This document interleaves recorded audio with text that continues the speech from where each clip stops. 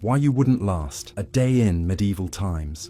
Welcome, dear listener. As you lay there, your body cushioned by your bed, the soft glow of the moonlight slipping through the curtains, let your mind wander into the realm of history. Tonight, we're going to embark on a journey back in time to an era of knights and castles, of lords and serfs. It was a time of both intense hardship and remarkable innovation, a time that has captivated the human imagination for centuries. This is the time of the Middle Ages, and tonight, we will explore why you, a modern individual, would find it almost impossible to last a single day in this era. The Middle Ages, also known as the medieval period, spanned from the 5th to the 15th century. It started with the fall of the Western Roman Empire and merged into the Renaissance and the Age of Discovery. To set the scene, imagine a landscape dotted with grand castles, their stone walls standing tall against the backdrop of the sky. Picture villages of thatched roof cottages, their chimneys puffing out smoke. See the people, the nobles in their fine silks, the peasants in their simple clothes, the monks in their solemn robes. Hear the clang of the blacksmith's hammer, the lowing of cows, the bustle of the market. However, life in this era was far from the romanticized version we often see in movies or read in books. It was, in fact, a period characterized by great struggle and adversity. The average life expectancy was around 30 years, and a vast majority of the populace lived in abject poverty. Sanitation was poor, disease was rampant, and the threat of war was an ever-present reality. One of the most striking differences between our time and the Middle Ages is the lack of modern conveniences that we take for granted. Imagine a life without electricity, without running water, without central heating. In the winter, you would have to rely on a fireplace for heat, with the risk of the fire going out in the middle of the night. In the summer, there was no escape from the heat and the swarms of insects that came with it. You might think that the simple act of eating would be a respite from these hardships, but even this was fraught with difficulty. Food was often scarce and of poor quality. The diet of the average peasant was limited to bread, vegetables, and a little dairy. Meat was a luxury, reserved for the wealthy. And even if you were lucky enough to get your hands on some, there were no refrigerators to keep it fresh.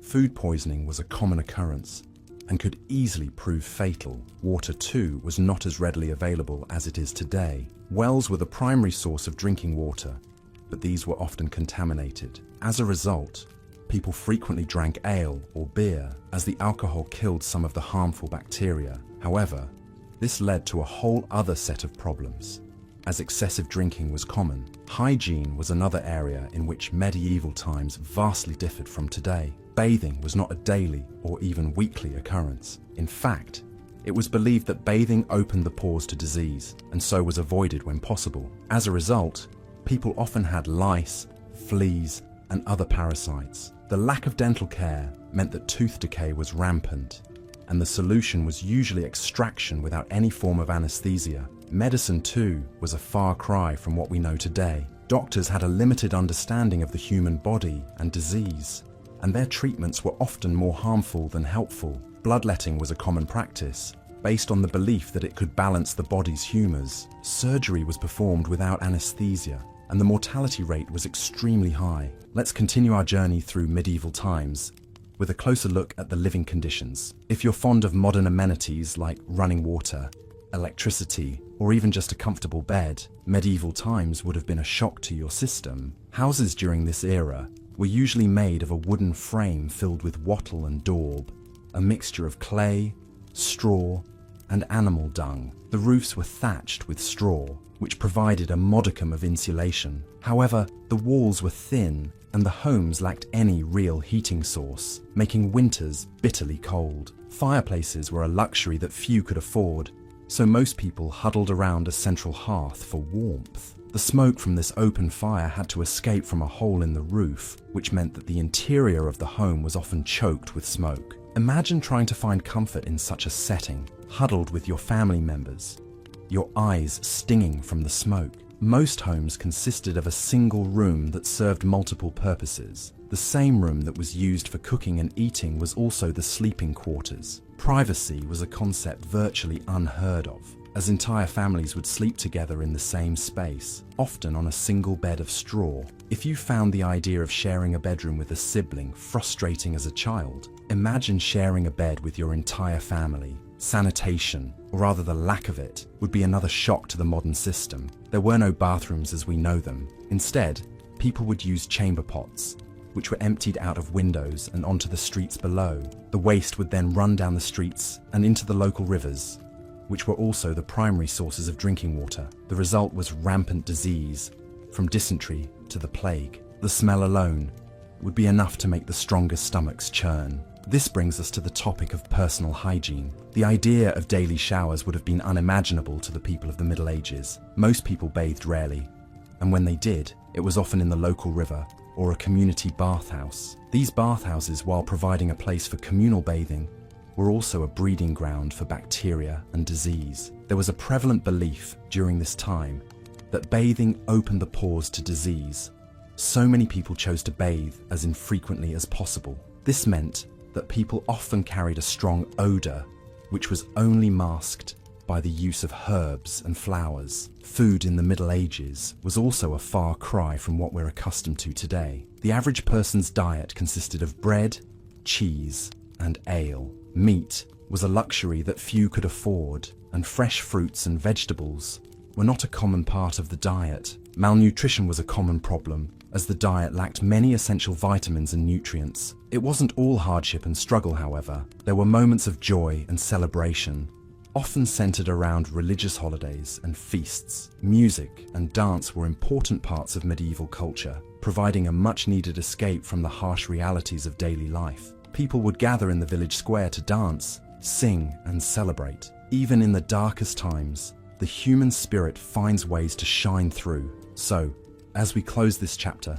take a moment to appreciate the comforts of modern life. The next time you take a hot shower, sleep in a warm bed, or enjoy a fresh, healthy meal, remember how far we've come. The Middle Ages may have been a time of great cultural and intellectual growth, but they were also a time of hardship and struggle. It's a testament to the resilience of the human spirit that we've come so far. In our next section, we'll dive deeper into the social structure of the Middle Ages, exploring the roles of the king, nobles, knights, and peasants. Stay tuned and let the soothing rhythm of history lull you into a peaceful slumber. As the sun creeps over the horizon, our medieval day begins. Life in the Middle Ages was dictated by the sun. It determined when you woke, when you worked, and when you slept. In a world without electricity, daylight was precious, and every ray of sun had to be used for vital chores and tasks. If you're imagining the luxury of a lazy Sunday morning,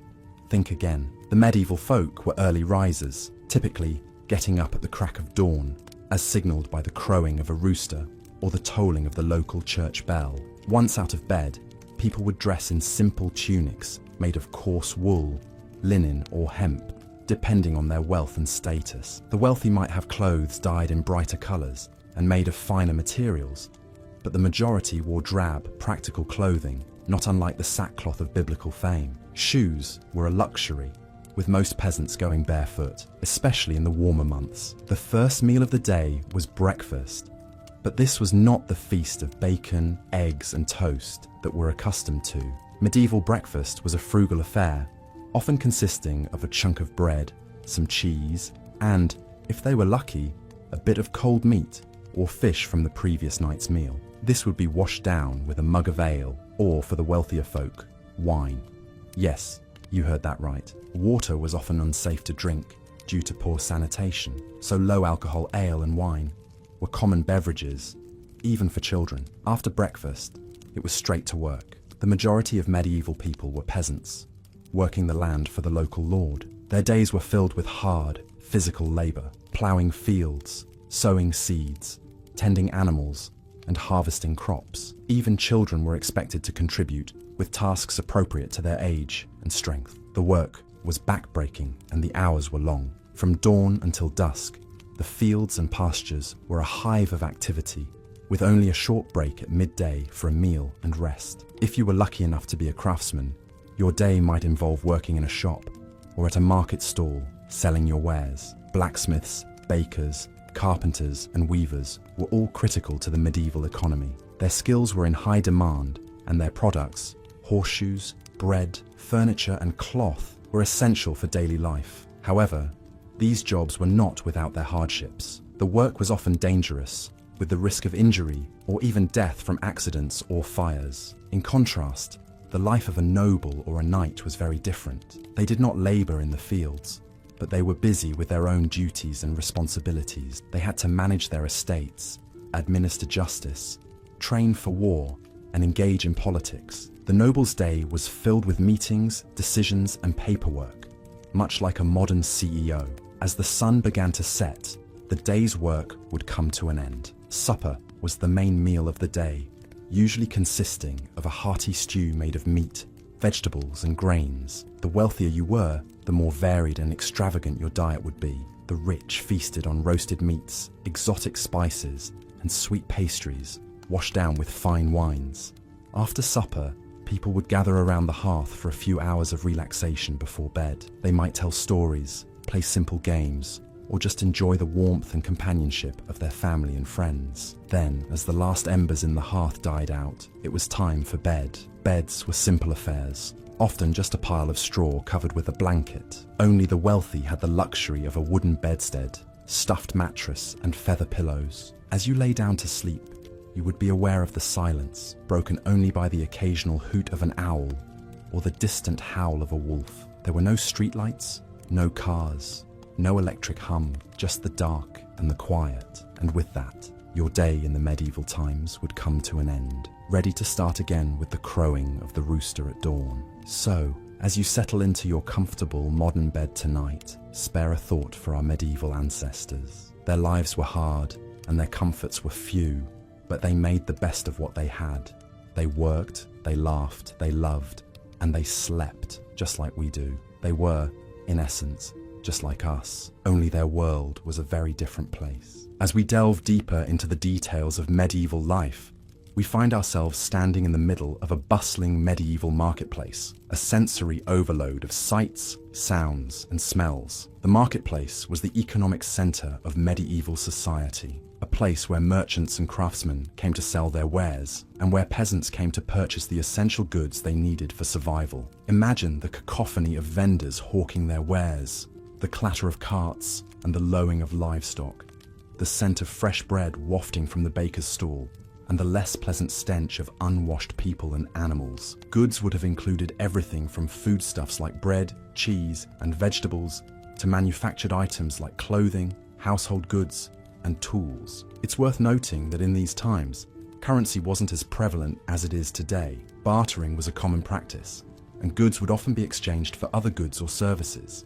So, if you were a craftsperson, you might trade a handcrafted tool for a sack of grain or a pair of shoes. Food, of course, was a critical part of daily life in the Middle Ages. Contrary to popular belief, medieval food was not all gruel and stale bread. The diet of an average person in the Middle Ages would have revolved around grains, such as barley, oats, rye, and wheat. Bread, porridge, and ale made from these grains would have been staples. Vegetables like cabbages, onions, garlic, and leeks were common, as were fruits like apples, pears, and berries. Meat and fish were also consumed, but less frequently, typically reserved for those of higher social status or for special occasions. Now imagine the water you drink and the food you eat being prepared in medieval conditions. There was no knowledge of bacteria and the role they played in causing disease. Water was often taken straight from rivers or wells, which could be contaminated with human and animal waste. Food was often stored in unsanitary conditions, and there was no refrigeration. This led to frequent outbreaks of diseases like dysentery and cholera. In addition to the marketplace, the other bustling center of activity in the medieval village would have been the manor, home to the local lord. The lord was the most powerful person in the village, responsible for maintaining law and order, administering justice, and protecting the villagers from outside threats. In return, the villagers were expected to work the lord's lands and pay him rent in the form of goods or services. The manor house itself would have been a large fortified structure, often surrounded by a moat for protection. Inside, you would find a great hall where the lord would hold court, a chapel for religious services, and private chambers for the lord and his family. Despite the grandeur of the manor house, life inside was not luxurious by modern standards. There was no indoor plumbing, and heating was provided by large, smoky fires. The lord's power was not absolute, however. He was subject to the king, who held ultimate authority. The relationship between the lord and the king was based on a system of mutual obligations, known as feudalism. The lord pledged his loyalty to the king and provided him with military service when needed. In return, the king granted the lord lands and rights over the people who lived on them. This feudal system was a fundamental aspect of medieval society, creating a hierarchy of power and privilege. At the top were the king and the nobility, who owned the land and controlled the wealth. Below them were the knights, who provided military service in exchange for land and status. At the bottom were the peasants, who worked the land and had few rights or freedoms. In the next section, we will explore the harsh reality of medieval warfare and the role of knights in society. But for now, let's take a moment to reflect on the fact that this was a time when survival was a daily struggle, and the creature comforts we enjoy today were inconceivable luxuries. As we drift off into a peaceful sleep, let's appreciate the comforts and conveniences of our modern lives and the progress that has been made over the centuries. In the end, the Middle Ages were a time of great hardship and adversity, but also a time of remarkable resilience and innovation.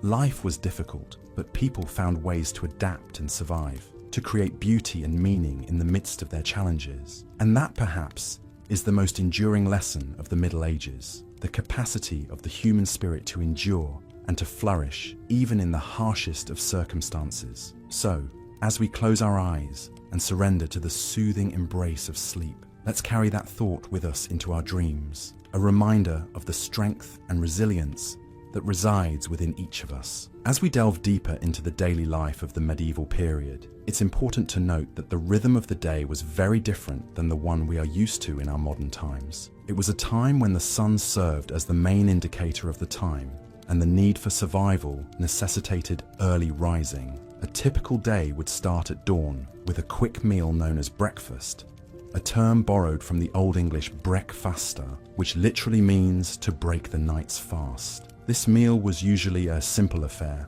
consisting of a chunk of bread, some cheese, and perhaps a cup of ale. Following breakfast, the majority of the day was dedicated to work. The type of work varied greatly depending on one's social status. If you were a peasant, your day would be filled with grueling physical labor. Medieval peasants were essentially farmers and worked the land to produce the food that was required to feed the entire kingdom. They planted and harvested crops, raised livestock, and did whatever else was necessary to maintain the estate they lived on. If you were born into the nobility, your day would look very different. While nobles did not have to perform physical labor, they were responsible for managing the land and the people who lived on it. They made important decisions about when to plant and harvest crops, how to distribute resources, and how to defend their land in the event of a conflict. This was no easy task and required a great deal of strategic thinking and interpersonal skills. The middle class, which consisted of merchants and craftsmen, also had their own set of responsibilities. A merchant's day might be spent acquiring goods and then selling them in the market. They would have to keep track of their inventory, negotiate prices, and navigate the complex world of medieval trade. Craftsmen, on the other hand, would spend their days creating the goods that were sold in the market. They would have to master their craft, whether it was blacksmithing, weaving, or carpentry, and produce high-quality products that would sell well. Lunch, the main meal of the day, was taken around midday. This was a more substantial meal than breakfast, and typically consisted of several courses. Bread was still the staple, but it would be accompanied by meat or fish, vegetables, and a variety of sauces and spices. The meal would be washed down with ale or wine, as water was often unsafe to drink. After lunch, work would resume until dusk. The evening meal was similar to breakfast, a simple and quick affair. After this, people would retire to their beds. There was no concept of leisure time as we know it today. Free time was a luxury that very few people could afford. The medieval period was a time of hard work and simplicity. Life was dictated by the seasons and the demands of survival, but despite its hardships, it was also a time of community and shared responsibility. People relied on each other for survival and worked together to ensure the well-being of their community. It was a time when the line between life and death was often thin, but it was also a time when people truly lived in the moment, aware of the fragility of life and the importance of each day. As we continue our journey through the medieval times, remember to keep in mind the vast differences between our modern lives and those of our ancestors. It's easy to romanticize the past, but the reality was often much more complex and challenging. Yet, it's also important to remember that our ancestors were just as human as we are. They laughed, cried, loved, and dreamed just like we do. They were a product of their time, just as we are a product of ours. As we learn more about their lives, we can gain a deeper understanding of our own history and perhaps even a new perspective on our own lives. Now, as you close your eyes and drift off to sleep, let your mind wander back to the medieval times. Imagine the sound of the rooster crowing at dawn, the smell of fresh bread baking in the oven, the feeling of the cool morning air on your face as you step outside to start your day. Let these images lull you to sleep as we prepare to continue our journey through the medieval times in our next session. As we continue our journey through the medieval period, delving into the everyday life of the average person, we find ourselves stepping into the world of a medieval peasant. The life of a peasant during medieval times was drastically different from the lives we lead today, filled with hardships and adversity that are difficult for us to fully comprehend. The average peasant's day started at dawn, with the rising of the sun. This was long before the invention of alarm clocks, so the first light of day signaled the beginning of their labor-intensive routines. The majority of peasants were farmers, their lives strictly dictated by the changing seasons and what they could grow.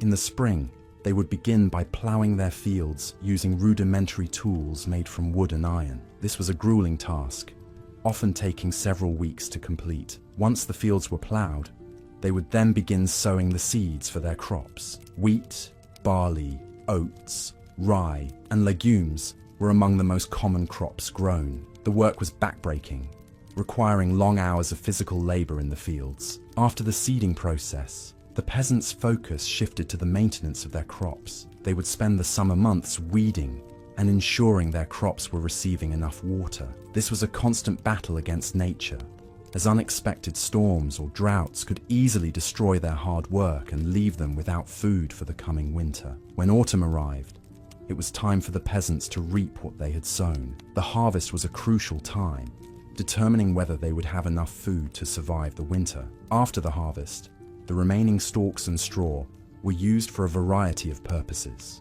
They provided fodder for the livestock, bedding for the family, and thatch for the roofs of their homes. Winter, in contrast, was a time of relative inactivity. The fields lay fallow, and the peasants spent their time carrying out repair work on their homes or tools, as well as tending to their livestock. Cattle, sheep, pigs, and chickens were typical animals that a peasant might raise. These animals provided them with essential resources like milk, wool, meat, and eggs. In addition to farming, peasants also had to pay taxes to their feudal lord. These taxes were often paid in the form of crops or labor.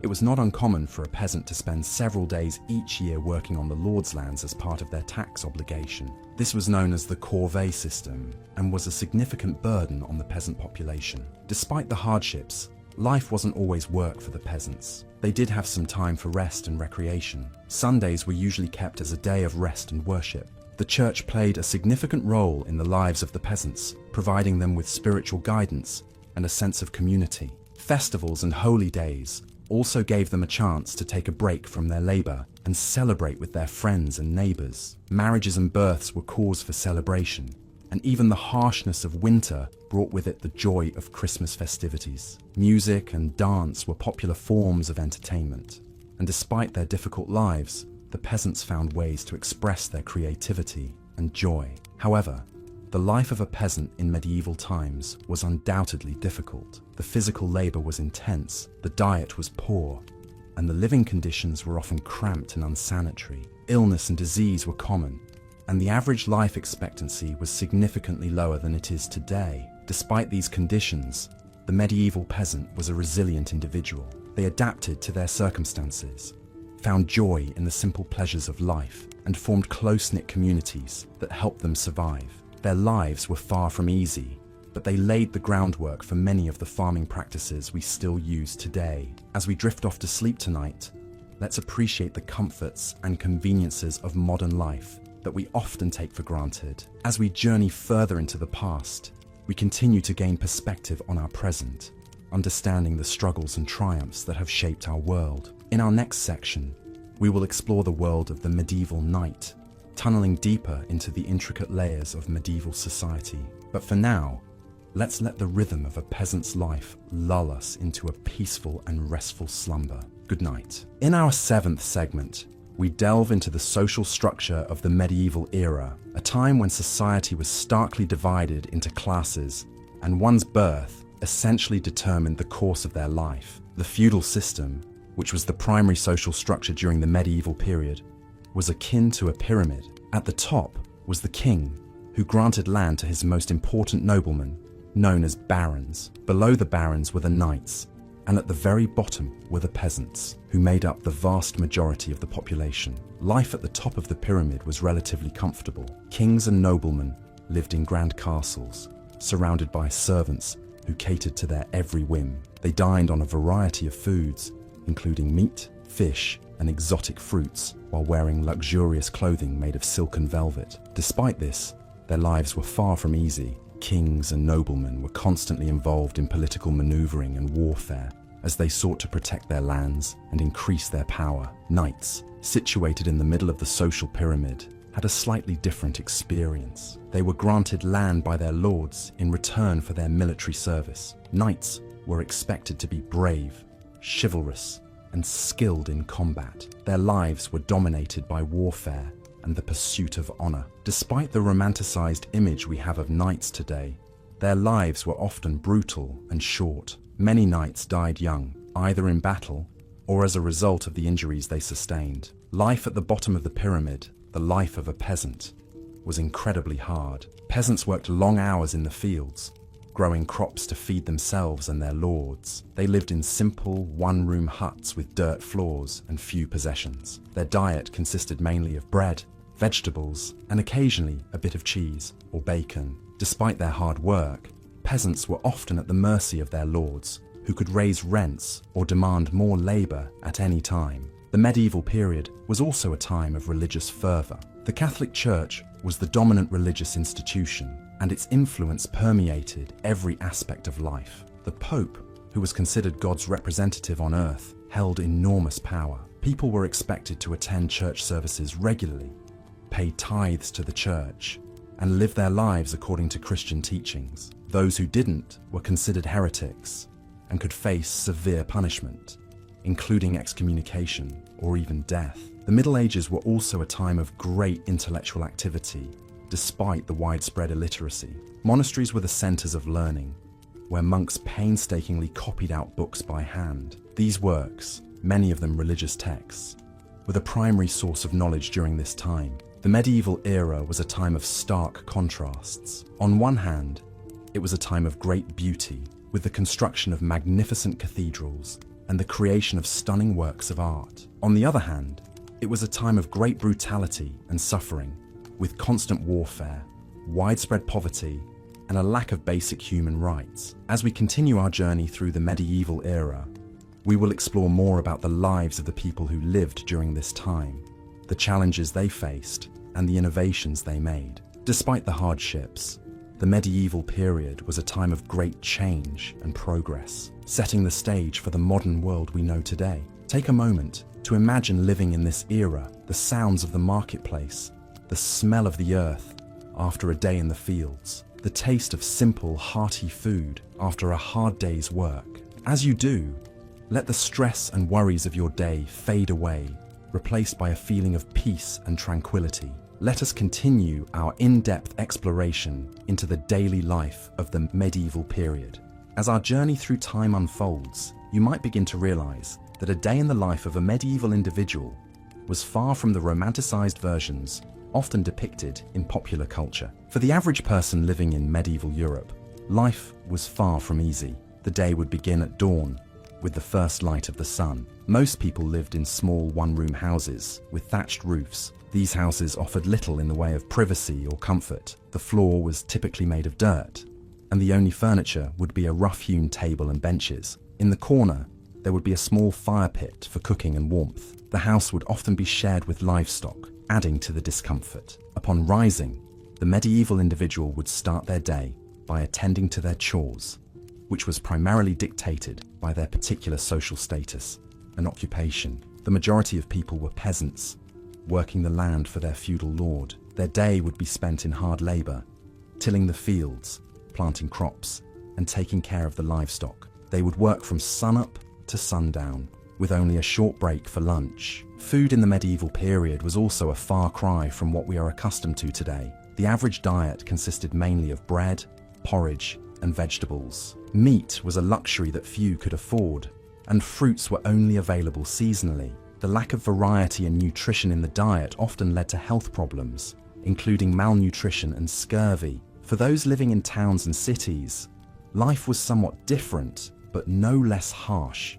The streets were narrow, crowded, and dirty, with waste and garbage often thrown into the street. Sanitation was a major problem, leading to frequent outbreaks of disease. The bubonic plague, also known as the Black Death, wiped out a third of Europe's population in the 14th century. On top of these physical hardships, there was also the psychological toll of living in a society where life was cheap and violence was commonplace. The threat of war was ever present, with kingdoms and fiefdoms constantly in conflict. Public executions were common, and the rule of law was often arbitrary and brutal. Yet despite these hardships, people in the medieval period found ways to enjoy life. They celebrated festivals and holidays with great enthusiasm, often involving music, dance, and copious amounts of alcohol. Religion also played a major role in their lives, providing a sense of purpose and community. Religion was not just a matter of personal belief, but a central part of everyday life. The church played a significant role in the community,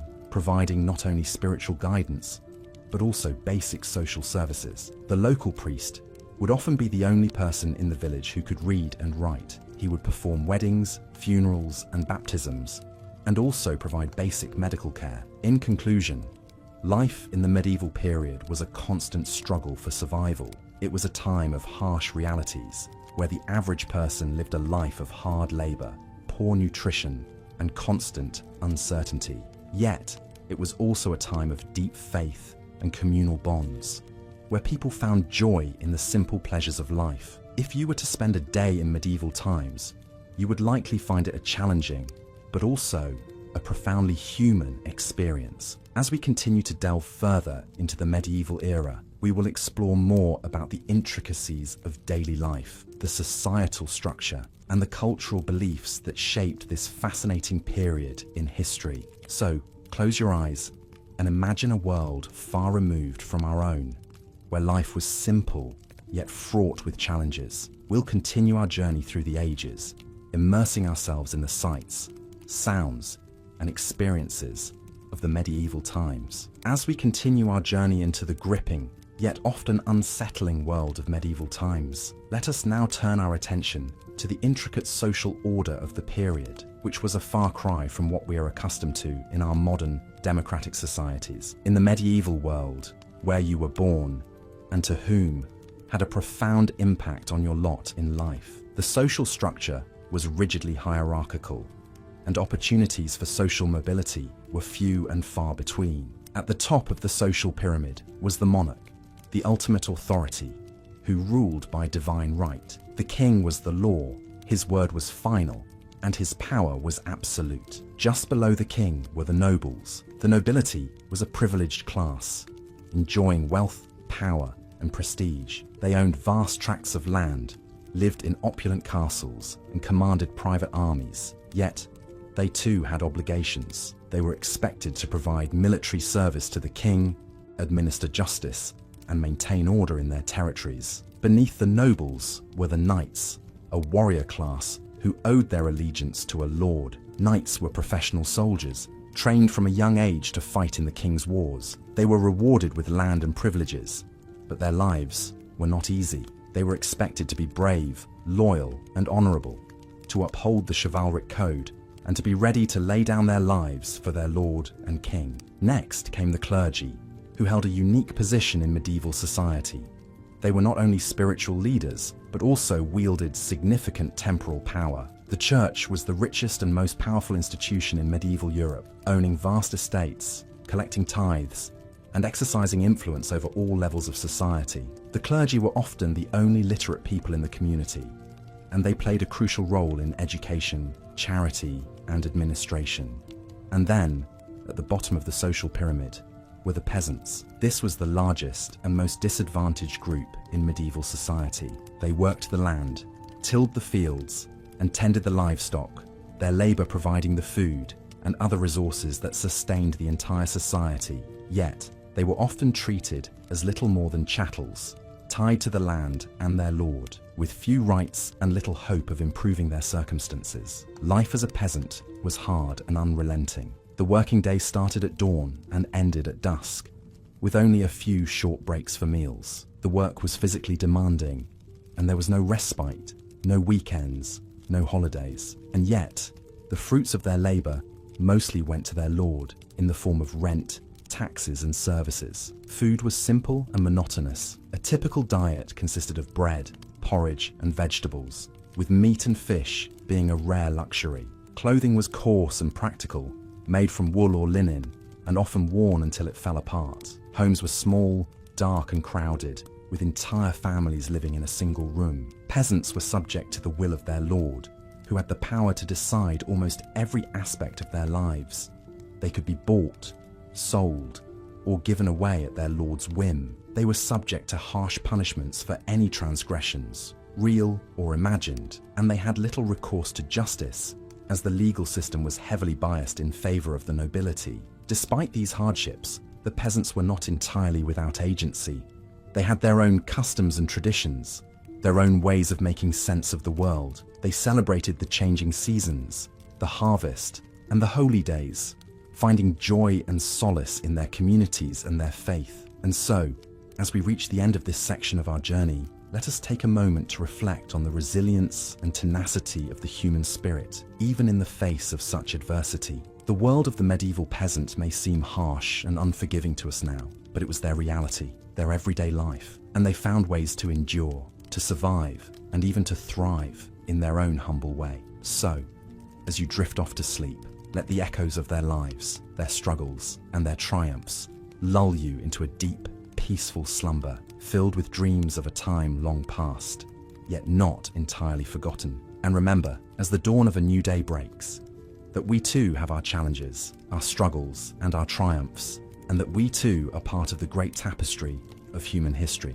every bit as complex, as vibrant, and as fascinating as the world of the medieval times. Good night. As we continue on our journey through the Middle Ages, let's shift our focus to the daily life of the common people. It's easy to imagine the glamorous knights and the grandeur of the lofty castles, but the reality of medieval times was often far from this romanticized vision. To truly understand the challenges of this era, we must delve into the life of the everyday folk who formed the backbone of medieval society. The majority of people in the Middle Ages were peasants, and their daily lives revolved around hard work. They lived in small villages and worked on the land, growing crops or rearing animals. The day began at dawn with the crowing of the rooster. The life of a peasant was dictated by the sun and the seasons. In the winter months, when there was less daylight, they would rise later, but in the summer, they would often be up before sunrise,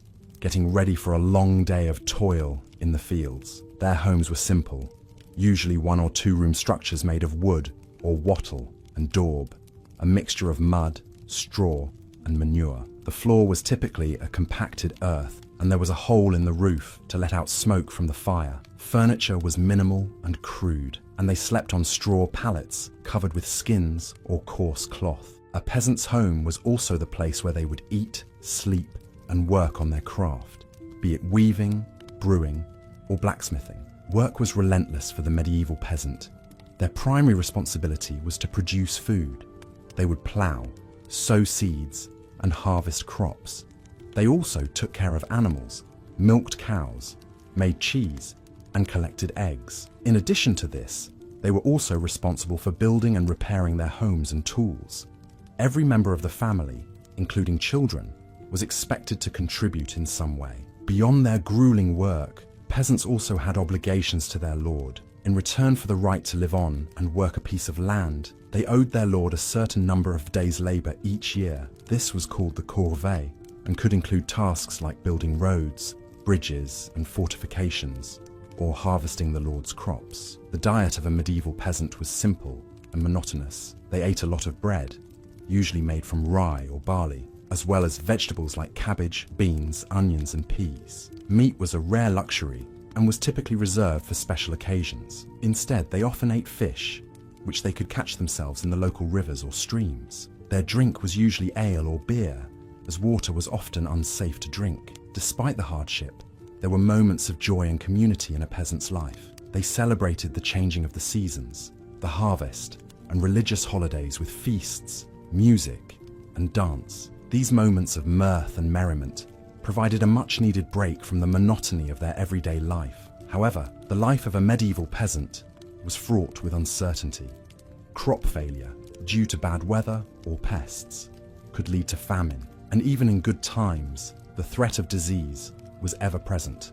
Without modern medicine, a simple infection could become deadly. Moreover, the constant threat of war loomed over their heads. If their village was in the path of an advancing army, they could lose everything. In understanding the life of the medieval peasant, we can appreciate the immense challenges they faced. Their existence was often brutal and short, yet they endured, and their labor laid the foundation for the society we know today. As we close this section, let's take a moment to reflect on the resilience of these humble folk, who toiled from dawn till dusk, and whose stories are often overshadowed by the grand tales of knights and kings. In medieval times, the majority of the populace were serfs, a type of peasant who worked the land. The very land they toiled on was owned by a lord, who in turn owed allegiance to a higher lord, and so on up to the king. A serf's life was one of relentless labor, and their daily existence was dictated by the changing seasons and the demands of their lord.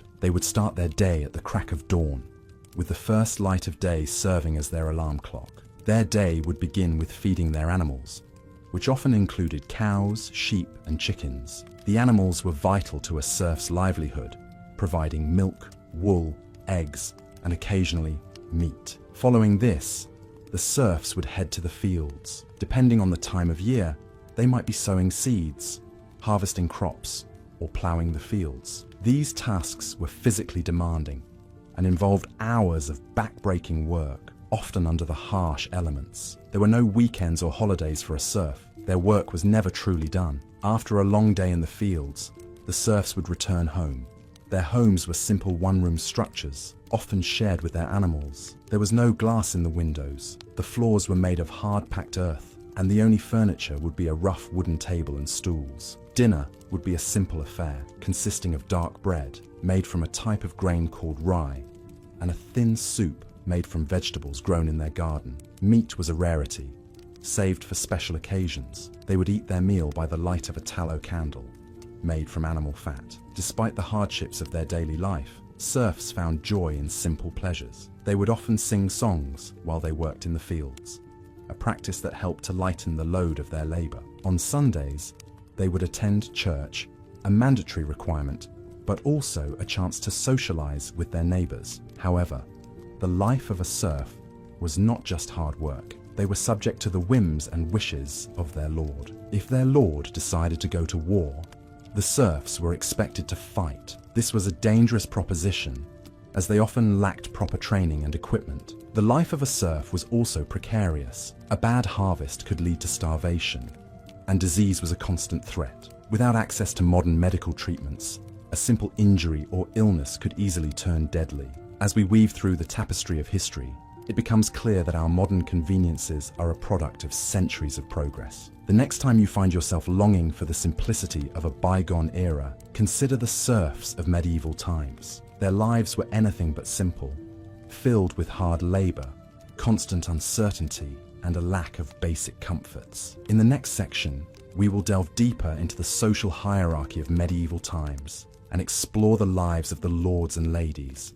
But for now, let the sound of my voice and the images of medieval life lull you into a peaceful sleep. Remember, the past is a different country. They do things differently there. As we journey through history, we gain a greater appreciation for the comforts and conveniences of our modern world. So, close your eyes, take a deep breath, and let the stories of the past guide you into dreamland. Good night. As we continue our exploration of the medieval period, we find ourselves in the heart of medieval society, the village. These communities were not just clustered homes, but intricate systems of survival and cooperation, bound by a shared necessity to work the land and serve the lord of the manor. The typical medieval village was a collection of families living in close proximity to each other, with houses built from local materials. In England, these would usually be wattle and daub constructions, walls woven from pliable branches, and covered in a mixture of clay,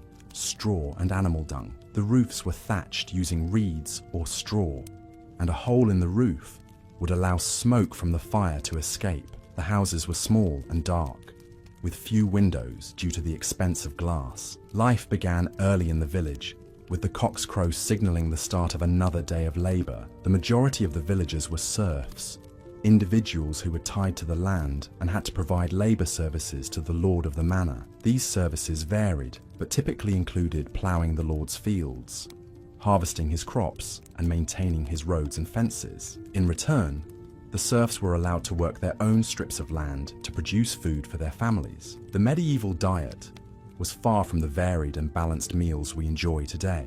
Most peasants subsisted on a diet of bread, cheese, and vegetables, with meat being a rare treat. Ale was often safer to drink than water, as the brewing process killed off bacteria. However, it was weak and not the intoxicating beverage we might imagine. Children would have drunk it as well as adults, and it would have been consumed throughout the day. The life of a serf was not just hard labor, however. There were times of celebration and relaxation, such as the end of the harvest, when villagers would feast and dance. The church also provided a structure of festivals and holy days, which offered a break from the toil of everyday life. These occasions would be eagerly anticipated, with villagers indulging in food, drink, and merriment. However, medieval villagers lived with the constant threat of disease. The unsanitary conditions in which they lived made them ripe for outbreaks of illness. The Black Death, which swept across Europe in the 14th century, wiped out entire villages,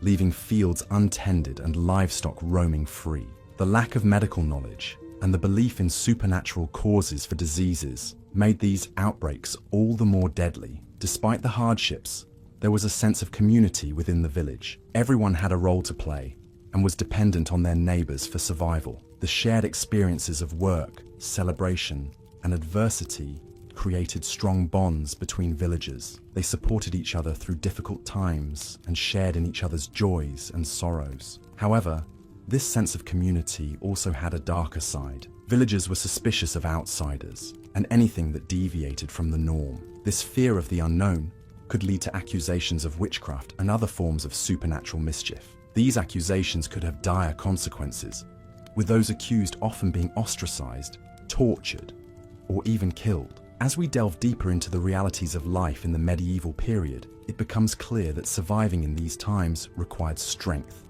resilience, and a strong sense of community. It was a time of hard work and hardship, but also one of shared experiences and communal ties. Life in a medieval village was not for the faint of heart, but for those who could bear the toil and danger.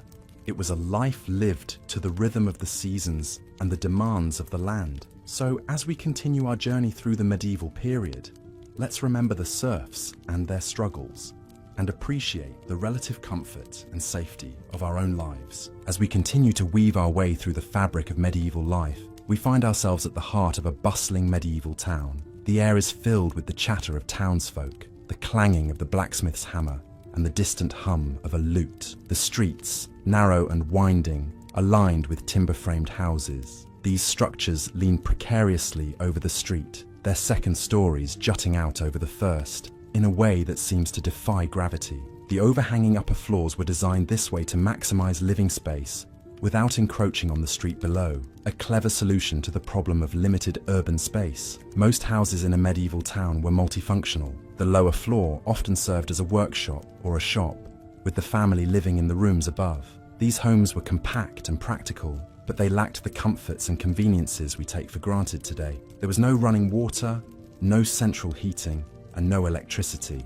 Instead, people relied on wells or nearby rivers for water, used fireplaces for warmth, and candles or rushlights for illumination. Privacy was also a luxury that many could not afford in the Middle Ages. It was common for entire families to sleep in one room, often sharing their quarters with apprentices or servants. This close living quarters, combined with the lack of sanitation, meant that illness could spread rapidly through a household. It was not uncommon for entire families to be wiped out by diseases such as the bubonic plague, which decimated the population of Europe in the 14th century. Medieval towns were also notoriously dirty places.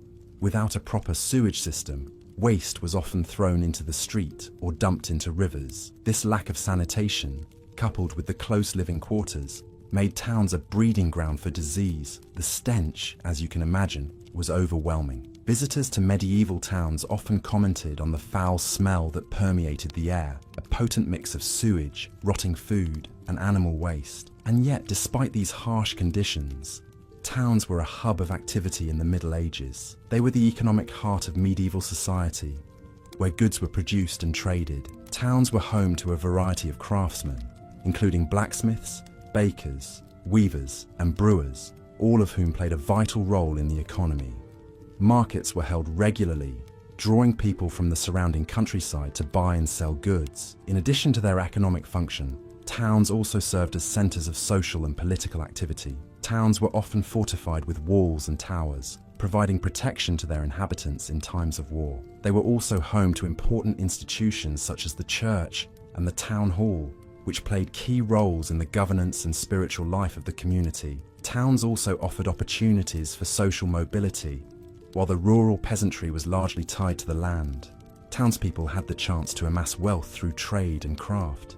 This gave rise to a new social class, the bourgeoisie, or middle class, who wielded considerable economic power. However, life in medieval towns was not all work. There were also opportunities for leisure and entertainment.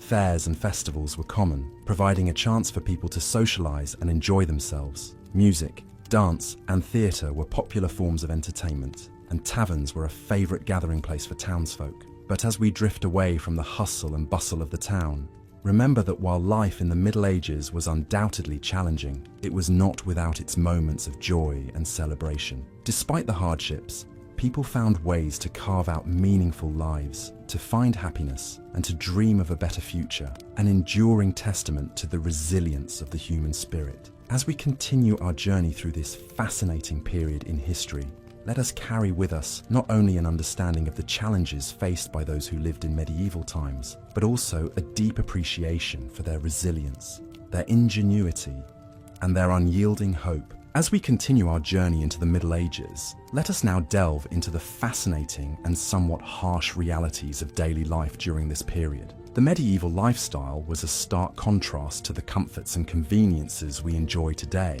and it's not difficult to understand why surviving in such times would be a daunting task for many of us. Firstly, the concept of hygiene as we know it today was significantly different during the Middle Ages. Bathing was not a daily ritual, and public baths were more a space for socializing than cleanliness. The water used in these communal wash places was rarely changed throughout the day, which meant the last person to bathe was essentially washing in the dirt and grime of everyone who had bathed before them. This lack of personal hygiene led to outbreaks of diseases, such as the infamous Black Death. Now, let's talk about the dietary habits of the medieval populace. The diet during the Middle Ages was not particularly varied or nutritional.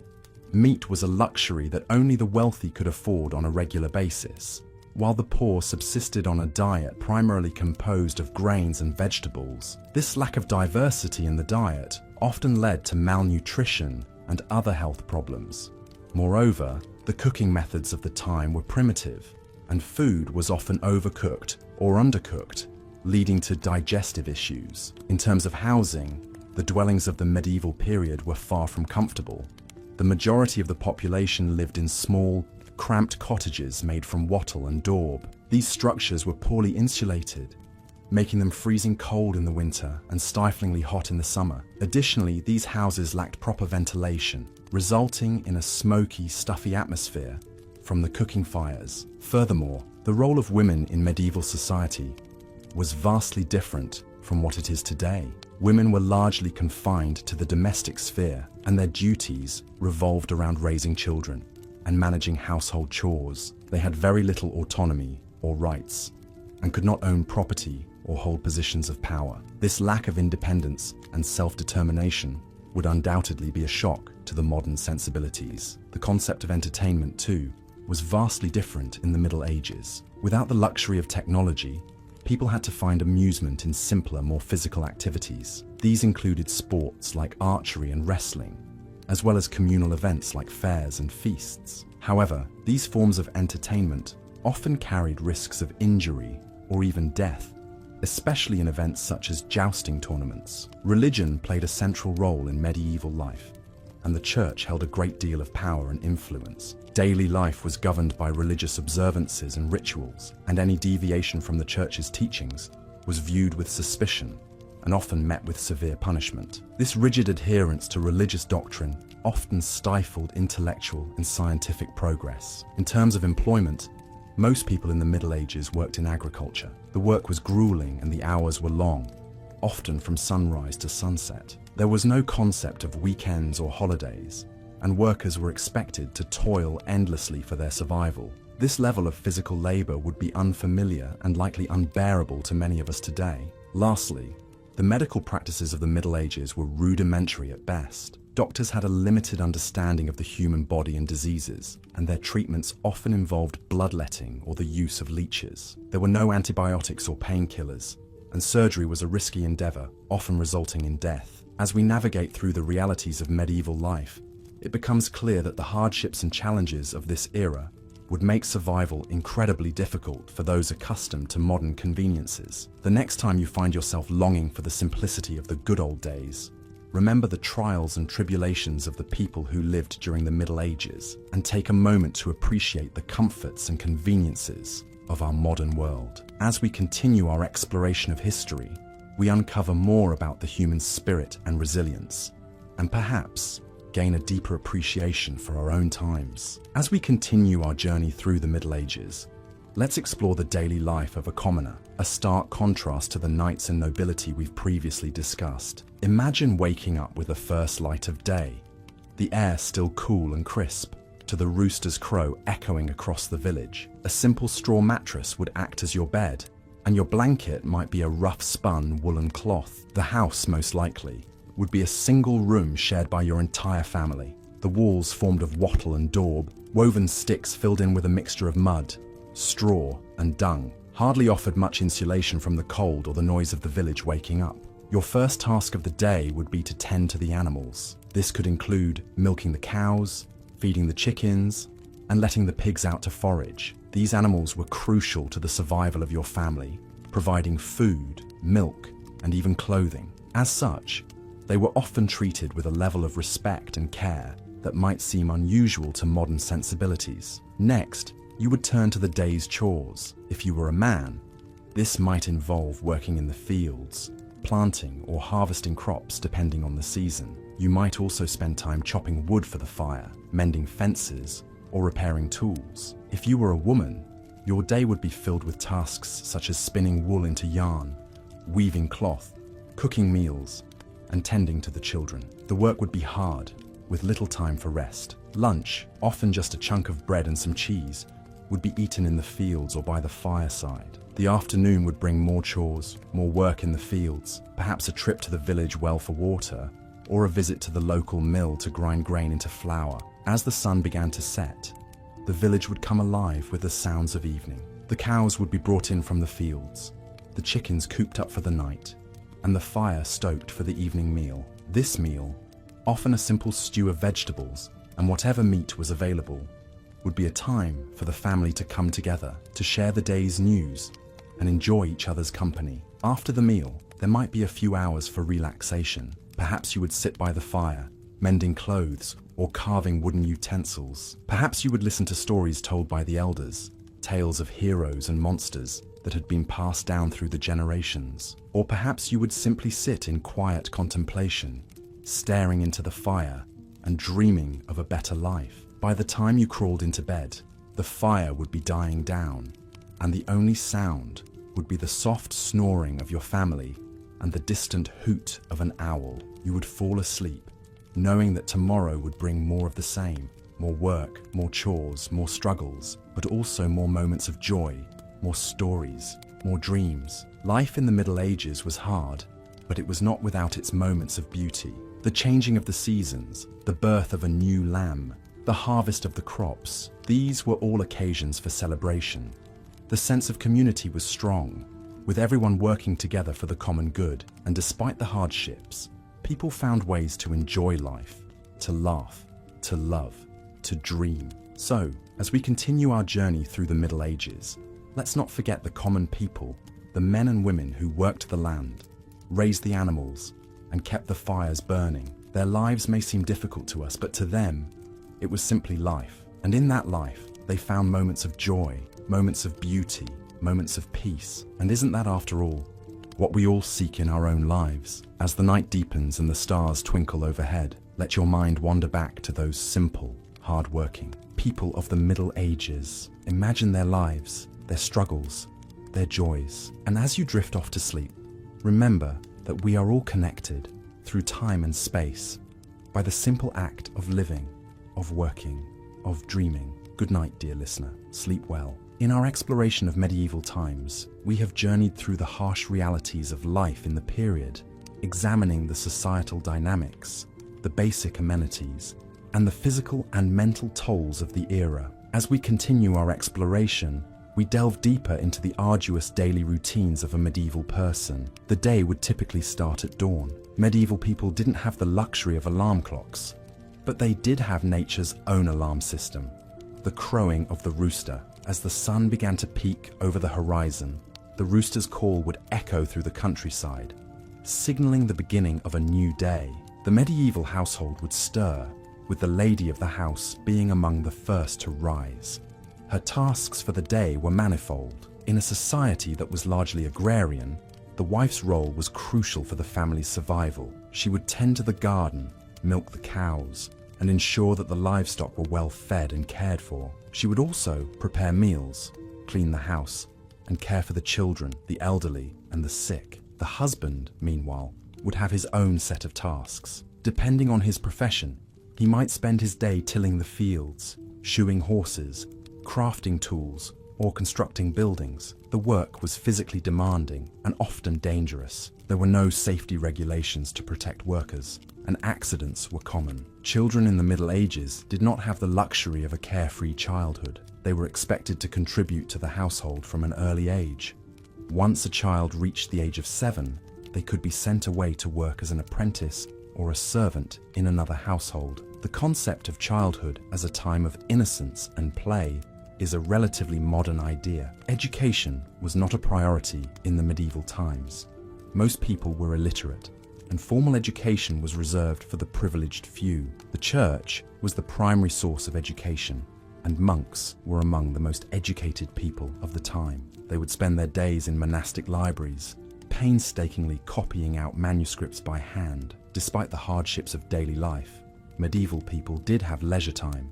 They enjoyed music, dancing, and games. The church also provided a source of entertainment, with its numerous feast days and festivals. These were times of celebration and merriment, when people could forget their toil for a while and simply enjoy themselves. But even in their leisure time, the harsh realities of life in the Middle Ages were never far away. The spectre of disease was always present, with outbreaks of illnesses such as the bubonic plague decimating entire communities. Lack of sanitation and understanding of disease transmission meant that these outbreaks were often deadly. As we drift towards the end of this section, we are reminded of the resilience of the human spirit. Despite the harsh realities of life in the medieval times, people found ways to survive, to thrive, and to find joy in the midst of adversity. As we close our eyes and imagine the sounds of the rooster crowing, the smell of the morning dew, and the rhythmic patterns of daily life,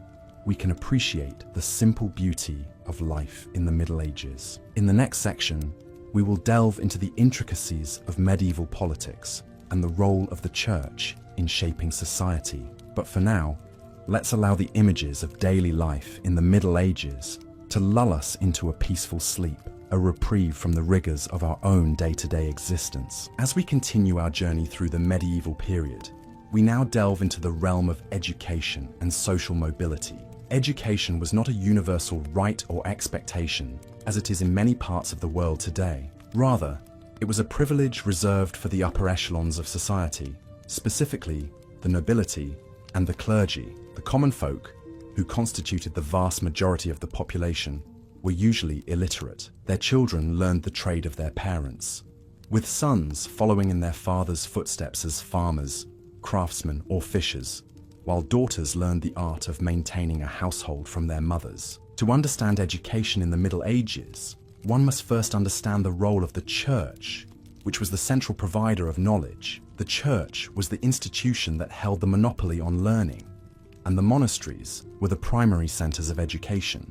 Boys who were destined for the clergy would enter monastic schools around the age of 7, where they would receive a basic education in Latin, the language of the church, as well as rudimentary instruction in grammar and arithmetic. The monastic schools also served as a kind of scholarship system for talented boys from less privileged backgrounds. The children of nobles, on the other hand, were usually tutored at home by private teachers. These children were taught not only Latin and Greek, but also philosophy, theology, and the sciences, along with practical skills like horse riding, sword fighting, and managing a household. Girls, regardless of their social status, received little to no formal education. Instead, they were taught the domestic skills that were deemed necessary for their future roles as wives and mothers. They learned to spin and weave, to manage a household, to care for the sick, and to prepare food. In some cases, noble girls were taught to read and write, but this was the exception rather than the rule. For ordinary men and women, life in the medieval era was primarily about survival. The harsh realities of daily life left little room for intellectual pursuits. Peasants toiled from dawn to dusk in the fields, while craftsmen spent their days honing their skills in their trades. Evenings were spent in rest and recovery, preparing for the next grueling day of labor. But despite these hardships, there was a chance, albeit slim, for social mobility. A commoner could potentially elevate his status through various means. An apprentice could become a master in his craft and establish his own business. A peasant could save enough money to buy his own land and become a landowner. A soldier could distinguish himself in battle and be awarded a title of nobility. However, these opportunities were few and far between, and the majority of people remained in the social class into which they were born. The justice system of the medieval period was also a significant factor in the lives of the common people. Courts were often biased in favor of the nobility, and punishments for crimes were severe. Common punishments included fines, public humiliation, and physical harm such as flogging or mutilation. For the most serious crimes, the penalty was death, often by hanging or beheading. Interestingly, the concept of prisons as places for long-term incarceration did not exist. Prisons were mainly used to hold people awaiting trial or punishment. This was in part due to the fact that the state did not want to bear the cost of housing and feeding prisoners for extended periods of time. Also, the harshness of medieval punishments was believed to act as a deterrent to crime. In conclusion, a day in medieval times was fraught with challenges and hardships. It was a time when survival often took precedence over education and personal growth, when opportunities for social mobility were rare, and when justice was often harsh and biased. But despite these difficulties, the people of the medieval period showed remarkable resilience, ingenuity, and tenacity, qualities that have shaped the course of human history and continue to influence our world today. As we wrap up this section of our journey, let your mind absorb this rich tapestry of life in the medieval era and let it guide you into a deep and peaceful sleep. As our journey through the medieval era continues, let us not forget the significance of religion during this time. Indeed, the religious aspect of life in the Middle Ages dominated much of the social, cultural, and political landscape. The church wielded considerable power, influencing not just spiritual matters, but also the daily life of ordinary people. To understand the Middle Ages, we must understand the Church's role in this period. The Church during the Middle Ages was the single largest unified organization in Europe. It was the preserver of scholarship and literacy during a time when much of Europe was in disarray. Monasteries, scattered across the continent, became the centers of learning and education. Monks hand-copied books in the scriptoriums, preserving ancient texts, a knowledge that might otherwise have been lost. The Church's influence was not limited to spiritual matters. It extended into the realms of art and culture, politics, and even war. In the labyrinth of medieval society, the Church provided order and structure. It was the institution that touched every aspect of daily life. The Church dictated the calendar, marking the year with religious festivals and holy days. It provided welfare for the poor and needy, ran schools and hospitals, and even served as the primary legal institution. Ecclesiastical courts, overseen by the Church, dealt with a wide range of issues, from marriage and inheritance disputes to criminal cases. The Church was also deeply intertwined with politics. Monarchs and nobles vied for the Church's favor, seeking its endorsement to legitimize their rule. The Pope, as the head of the Church, held considerable power, often acting as a mediator in disputes between kingdoms. The Church also had its own territories and armies, and it was not uncommon for it to be involved in military conflicts. In the spiritual domain, the Church held a monopoly over salvation. The doctrine of the time held that there was no salvation outside the Church, and this belief had a profound impact on people's lives. The fear of eternal damnation was a powerful motivator, compelling individuals to adhere to the Church's teachings and participate in its rituals. Daily life was intertwined with the rhythms of the liturgical calendar, with regular attendance at Mass, confession, and other sacraments. However, life in the Middle Ages was not entirely dominated by piety and devotion. There was also room for merriment, celebration, and even a bit of irreverence. Medieval people had their festivals and feasts, their dances and games. The Church may have disapproved of some of these activities, but it was often powerless to stop them. The Church might have dominated the landscape, but it did not completely control the hearts and minds of the people. And yet, the Church was not a monolithic entity. It was marked by divisions and conflicts, both internal and external. There were disputes over doctrine, power struggles within the hierarchy, and conflicts with secular authorities. The Church faced challenges from heretical movements such as the Cathars and the Lollards, who questioned its teachings and authority. The Church also faced criticism for its wealth and corruption, leading to calls for reform. Despite these challenges, the Church remained a powerful and influential institution throughout the Middle Ages. It provided a sense of stability and order in a chaotic world, offering hope, comfort, and the promise of salvation. It was a source of authority, education, and welfare, deeply ingrained in the fabric of medieval society. So, as you lay there, drifting closer to sleep, imagine the tolling of church bells, the chant of monks in the monastery, the hustle and bustle of a medieval fair on a church holiday. Consider the myriad ways in which the Church permeated every aspect of life in the Middle Ages. And as you close your eyes and surrender to sleep, remember that our journey through medieval times continues as we delve deeper into the rich tapestry of this fascinating period. In our exploration of medieval times, we have journeyed through the robust castles, the bustling marketplaces, and the laborious farmlands. We have come to understand the intricate social structures and the profound importance of religion. Now, as we delve into the third section of our journey, let us turn our attention towards the challenging daily routines and the fascinating culture of these ancient times. Imagine waking up with the sunrise, the light seeping through the narrow slits that serve as windows in your modest wooden home. Your bed would not be the plush comfort that we are accustomed to today. It would likely be a hard straw mattress, perhaps shared with other members of your family. The very concept of privacy as we understand it today did not exist in the same form during the medieval period, particularly for those of the lower classes. As you rise from your bed, you would need to tend to your animals. Chickens would need to be fed, cows milked, and horses groomed. This would not be a task to be taken lightly, As these animals represented a vital source of food and livelihood, they would provide you with eggs, milk, and meat, and their manure would be used to fertilize your fields. Breakfast, if you were fortunate enough to have it, would consist of a simple fare. Bread, cheese, and perhaps a portion of last night's stew would serve to break your fast. Yet food was often scarce, especially during the winter months. You would need to ration your food carefully to ensure it lasted until the next harvest. Once your initial tasks were completed, it would be time to begin your day's work. If you were a peasant, this would likely involve a long day of physically demanding labor in the fields. You would be expected to plow, sow, and harvest the crops, a task made even more challenging by the primitive tools available at the time. If you were a craftsman, your day would be filled with the meticulous creation of goods. Blacksmiths would labor over hot forges, shaping metal into tools,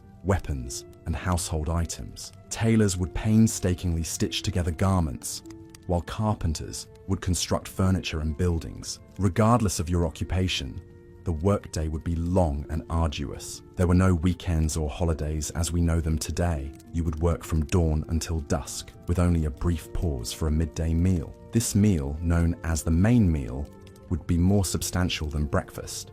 It might include a thick stew, a chunk of meat, and perhaps a piece of fruit or a handful of nuts. Despite the hardships, there would be moments of leisure in the medieval times. You might play a game of chess or backgammon, or perhaps engage in a lively dance at a local festival. Music was also an integral part of medieval life, with troubadours traveling from town to town, sharing songs and stories. As the day drew to a close, you would return home to prepare for the evening meal. This was usually a more modest affair than the midday meal, often consisting of leftovers or a simple porridge. After the meal, you would gather around the hearth, sharing stories and songs with your family. As the flames flickered and the darkness crept in, you would retire to your straw bed, ready to start the cycle again with the next sunrise. So, as we drift further into the narrative of the medieval times, we can appreciate the stark contrast of our modern conveniences with the rigorous routines of the past. We can marvel at the resilience and resourcefulness of the individuals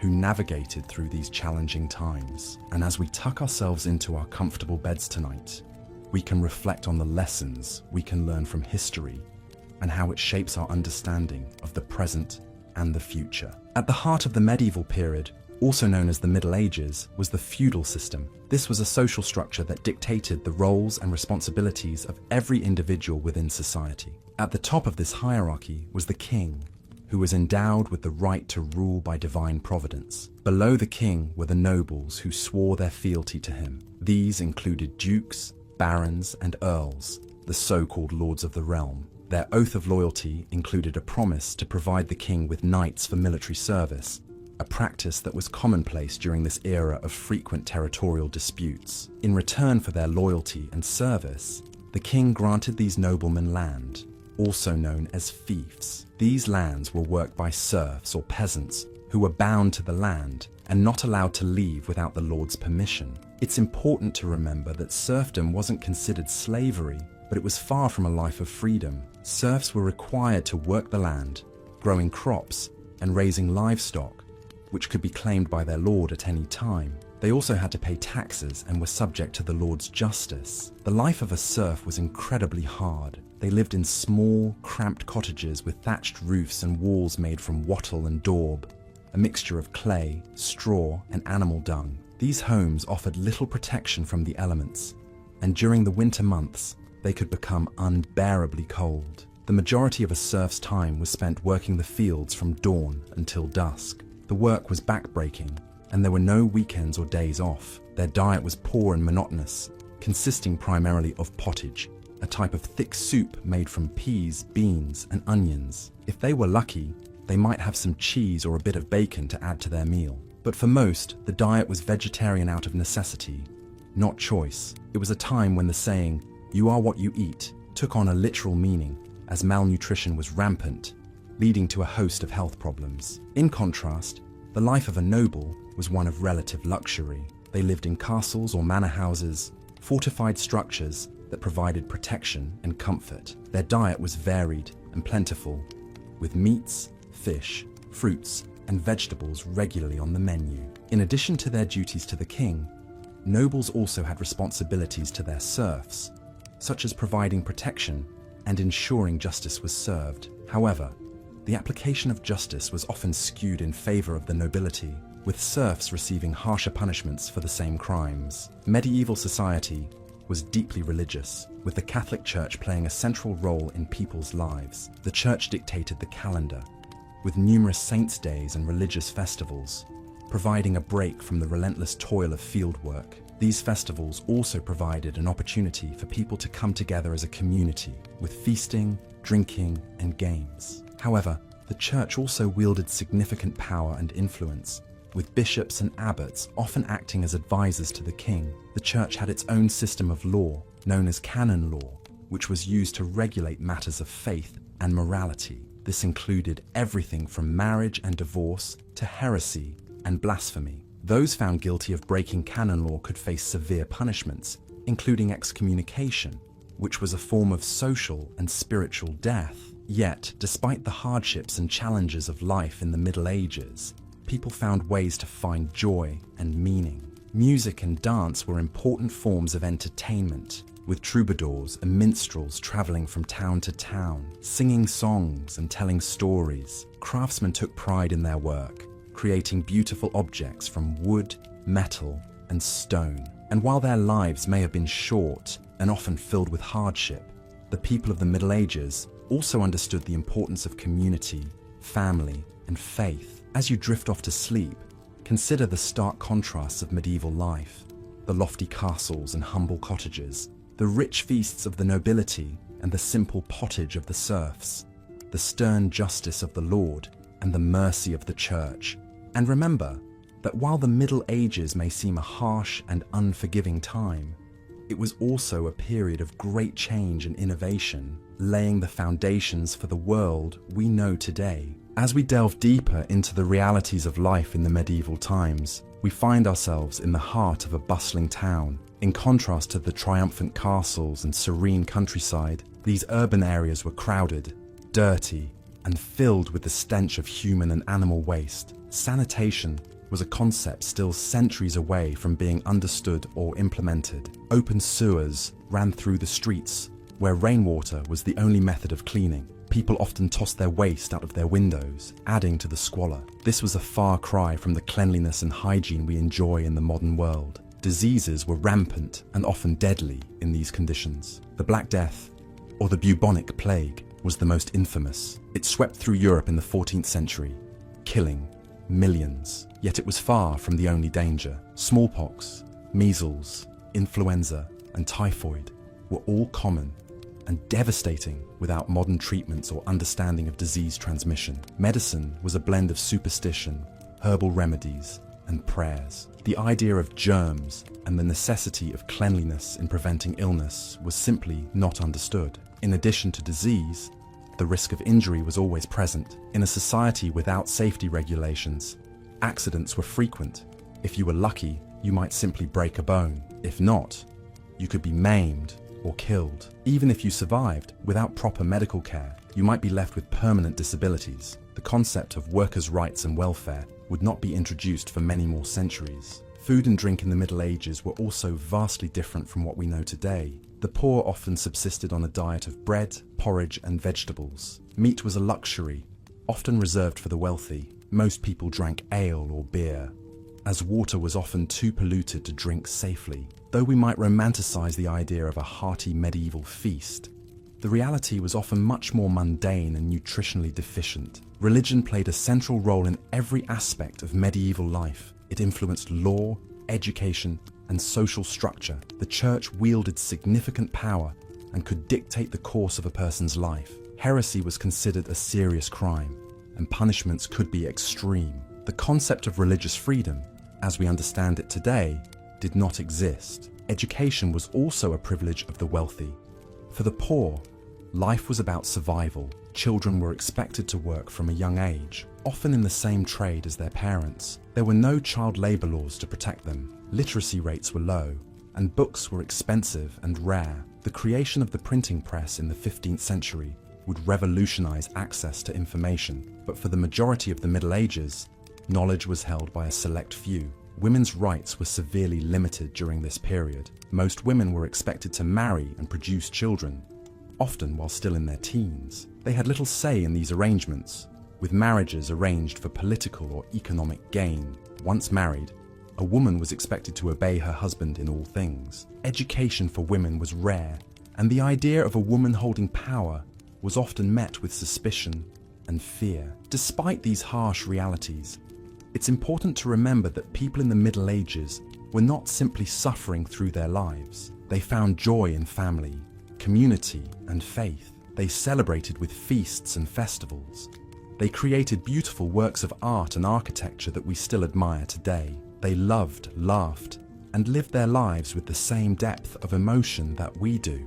Yet, as modern individuals accustomed to a certain standard of living, we would find the Middle Ages a difficult, if not impossible, time to survive. The lack of sanitation, the risk of disease and injury, the limited diet, the strict social hierarchy, and the lack of rights for women and children all make this a time period that we can appreciate for its historical value, but one that we would not want to experience firsthand. As we continue to explore the past, let these insights lull you into a deep sleep, carrying with you a newfound appreciation for the comforts and conveniences of the present. As we delve deeper into the harsh realities of the medieval period, we shift our focus to the realm of health and medicine, an area where the Middle Ages were particularly unforgiving. The field of medicine was embryonic, and the understanding of the human body and its ailments were largely based on speculation, superstition, and a significant amount of trial and error. Primary healthcare was often provided by the lady of the house or a local wise woman.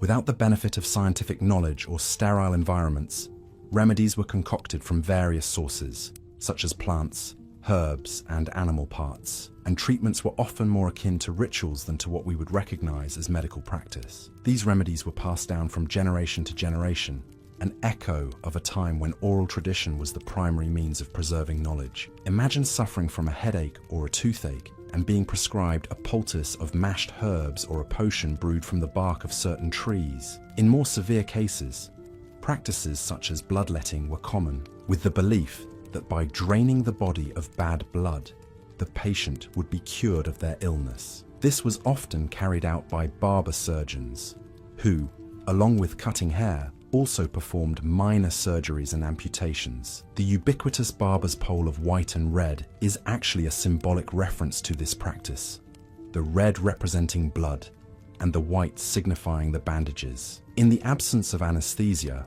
pain management during these procedures was rudimentary at best. Patients were often given a strong drink to numb the pain, or in some cases, physically restrained to prevent them from moving. The survival rate following these procedures was, as you can imagine, rather low. Infections were rife, and the concept of sterilizing instruments or washing hands was unheard of, as well as their rudimentary understanding of physical illnesses. Medieval medicine also had a primitive grasp on mental health. Conditions that we now understand to be psychological or neurological were often attributed to spiritual or demonic influence. Treatments for these ailments were, again, more ritualistic and religious than medical, involving exorcisms, prayer, and other religious rites. Epidemics and plagues were also common occurrences in the medieval period. The most infamous of these was the Black Death, a pandemic that swept across Europe in the mid-14th century, wiping out between 75 and 200 million people, approximately 30 to 60% of Europe's population at the time. The cause of this devastating disease was the bacterium Yersinia pestis, transmitted through fleas on black rats. However, without the knowledge of bacteria or disease transmission, people were left helpless against the plague, with many believing it to be a punishment from God. Theories about the cause of the plague were wide-ranging and often fantastical. Some believed it was due to a misalignment of planets.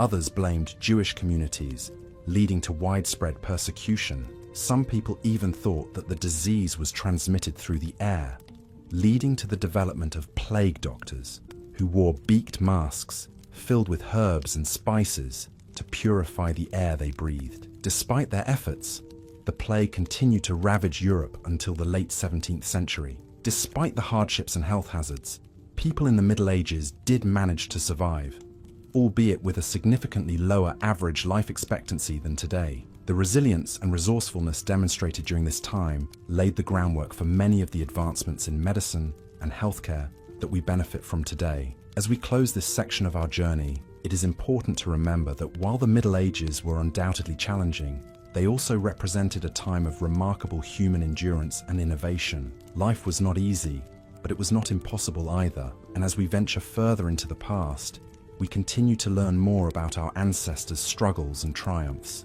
and how they shaped the world we live in today. Stay with me, dear listener, as we continue our journey into the past. As we peel back the layers of history, we learn more about the resilience of our ancestors, the challenges they faced, and the world they shaped for us to inherit.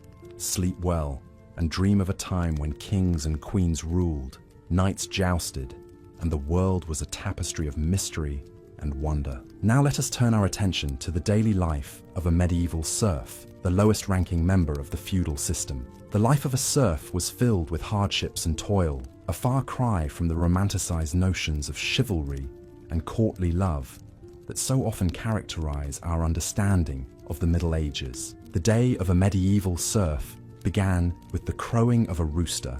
Well before the sun rose, they were required to work long hours in the fields, starting early in the morning and ending late in the evening. The labor was grueling and the hours long, as the serfs were responsible for tilling, planting, and harvesting the crops that would sustain the entire manor. A serf's diet was humble and monotonous. They mainly consumed dark bread made from rye or barley, pottage, a type of thick soup made from grain, peas, or lentils, and ale. Meat was a luxury, seldom enjoyed. Instead, the serfs supplemented their diet with vegetables from their garden plot, and occasionally fish from the local river or stream. In terms of shelter, a medieval serf's home was simple and rudimentary. It was often a one-room structure made of wattle and daub, with a thatched roof. Inside, there were few furnishings: a rough-hewn table, some stools, perhaps a chest for storing clothes and valuables. There was no glass in the windows, and the floor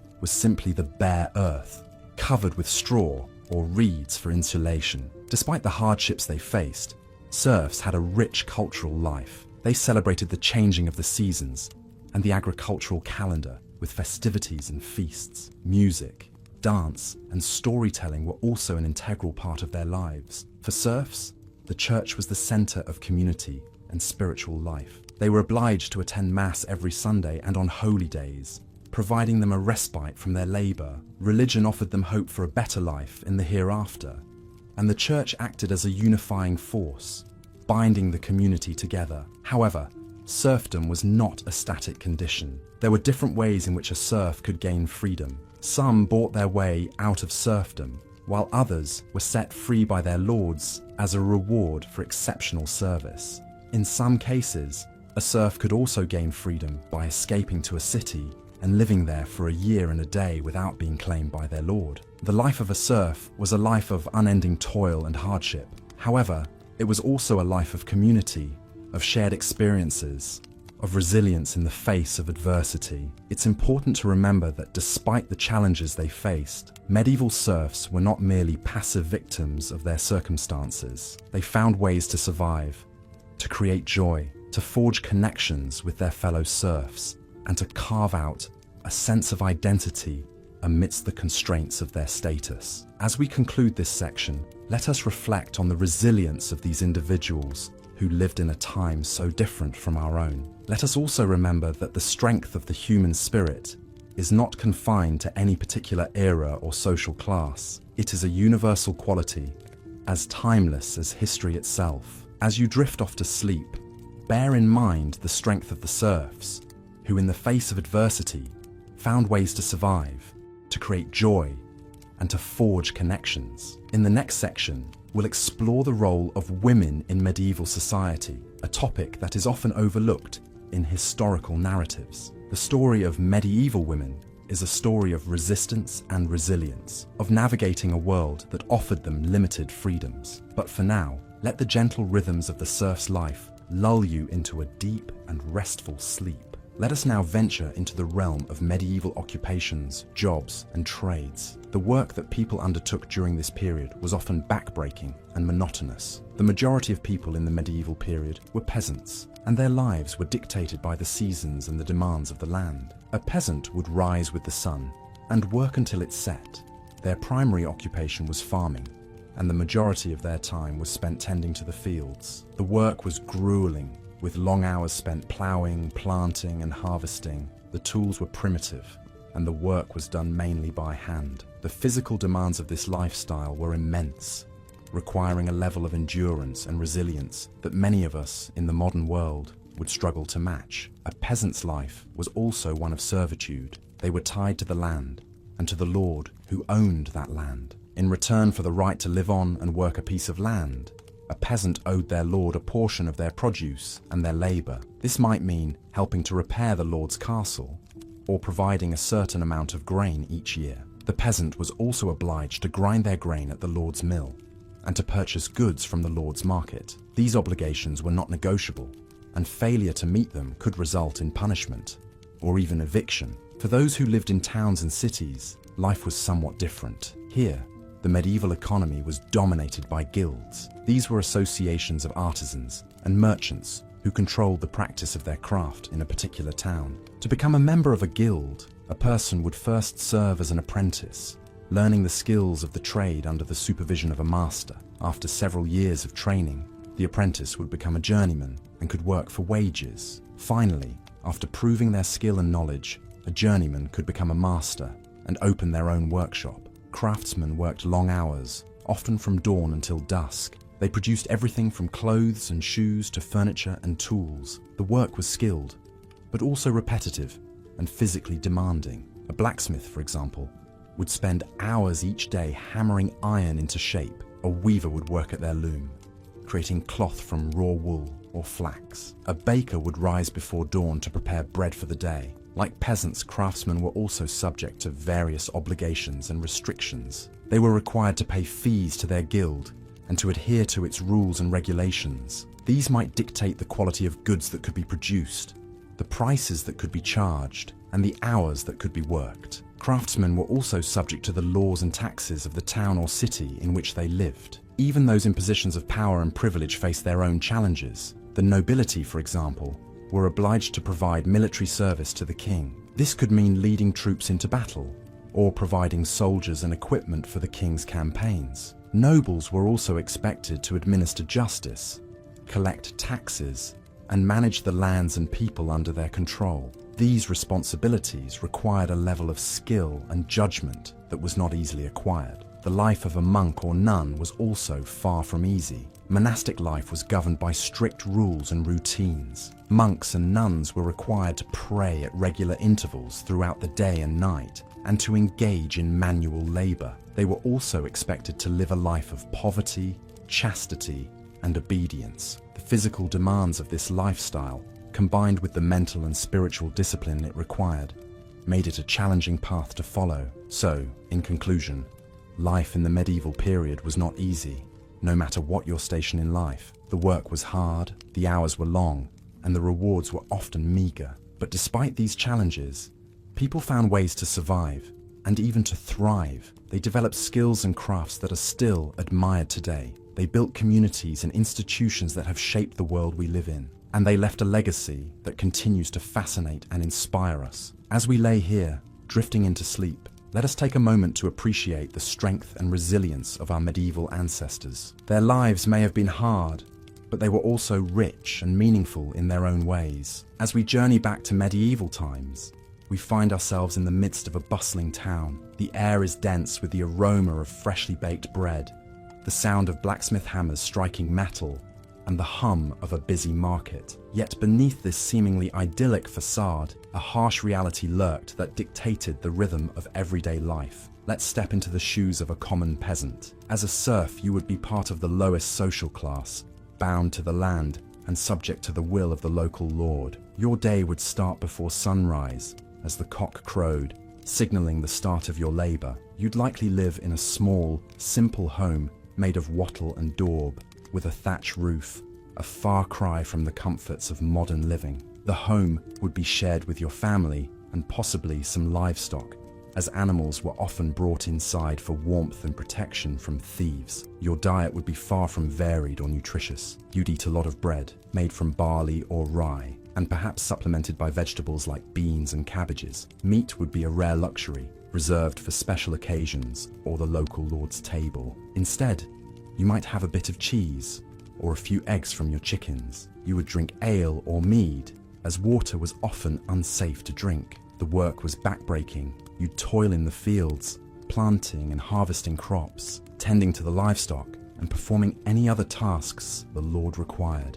The work was not only physically exhausting, but monotonous, leaving little time for leisure or personal growth. Education was a privilege reserved for the clergy and the nobility, so you'd most likely be illiterate, relying on the local priest for information about the world beyond your village. Healthcare in medieval times was primitive at best. The prevailing theory was that of the four humours: blood, phlegm, black bile, and yellow bile. It was believed that illness was caused by an imbalance of these humours, and treatments often involved bloodletting or purging. Without the knowledge of germs or proper sanitation, disease spread quickly, and life expectancy was low. The church played a significant role in everyday life. Sundays and holy days were reserved for worship, and failing to attend Mass could result in punishment. The church was also the centre of social life, where villagers gathered for festivals and fairs.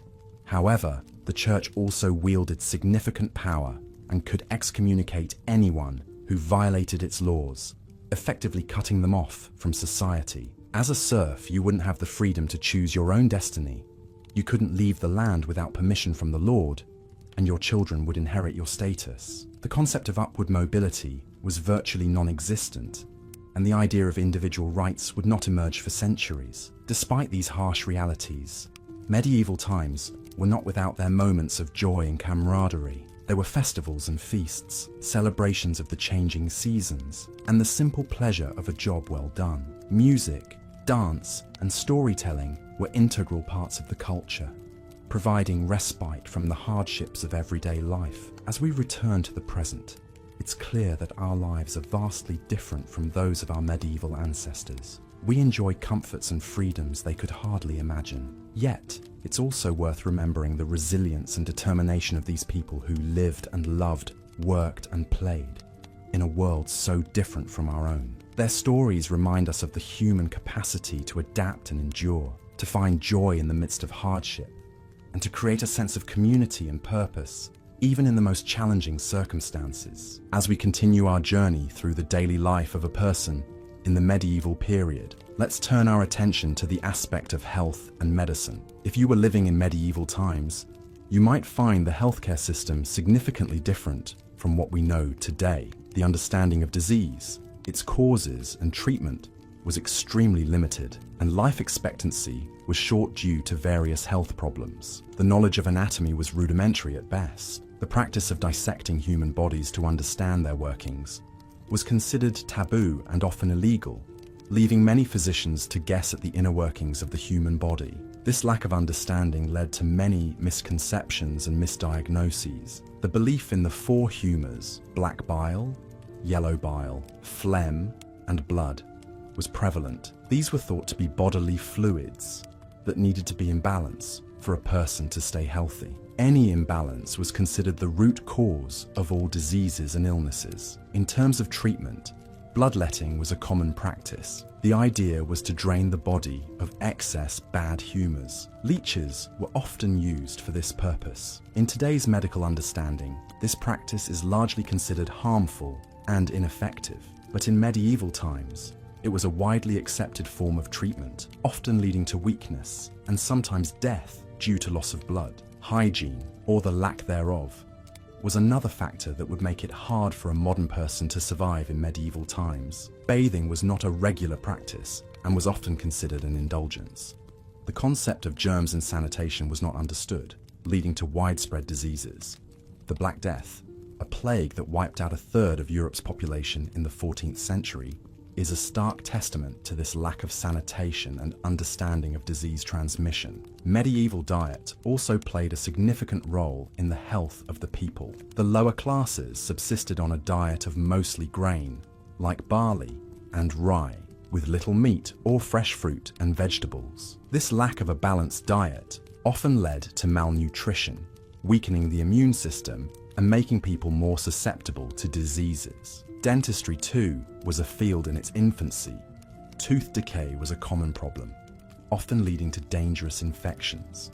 Without the understanding of dental hygiene and effective treatments, toothaches were often a lifelong issue for many. Childbirth was a particularly dangerous time for women. There was a lack of understanding about cleanliness and the need for sterile environments during childbirth, leading to a high rate of maternal and infant mortality. Midwives, not formally trained physicians, usually attended births.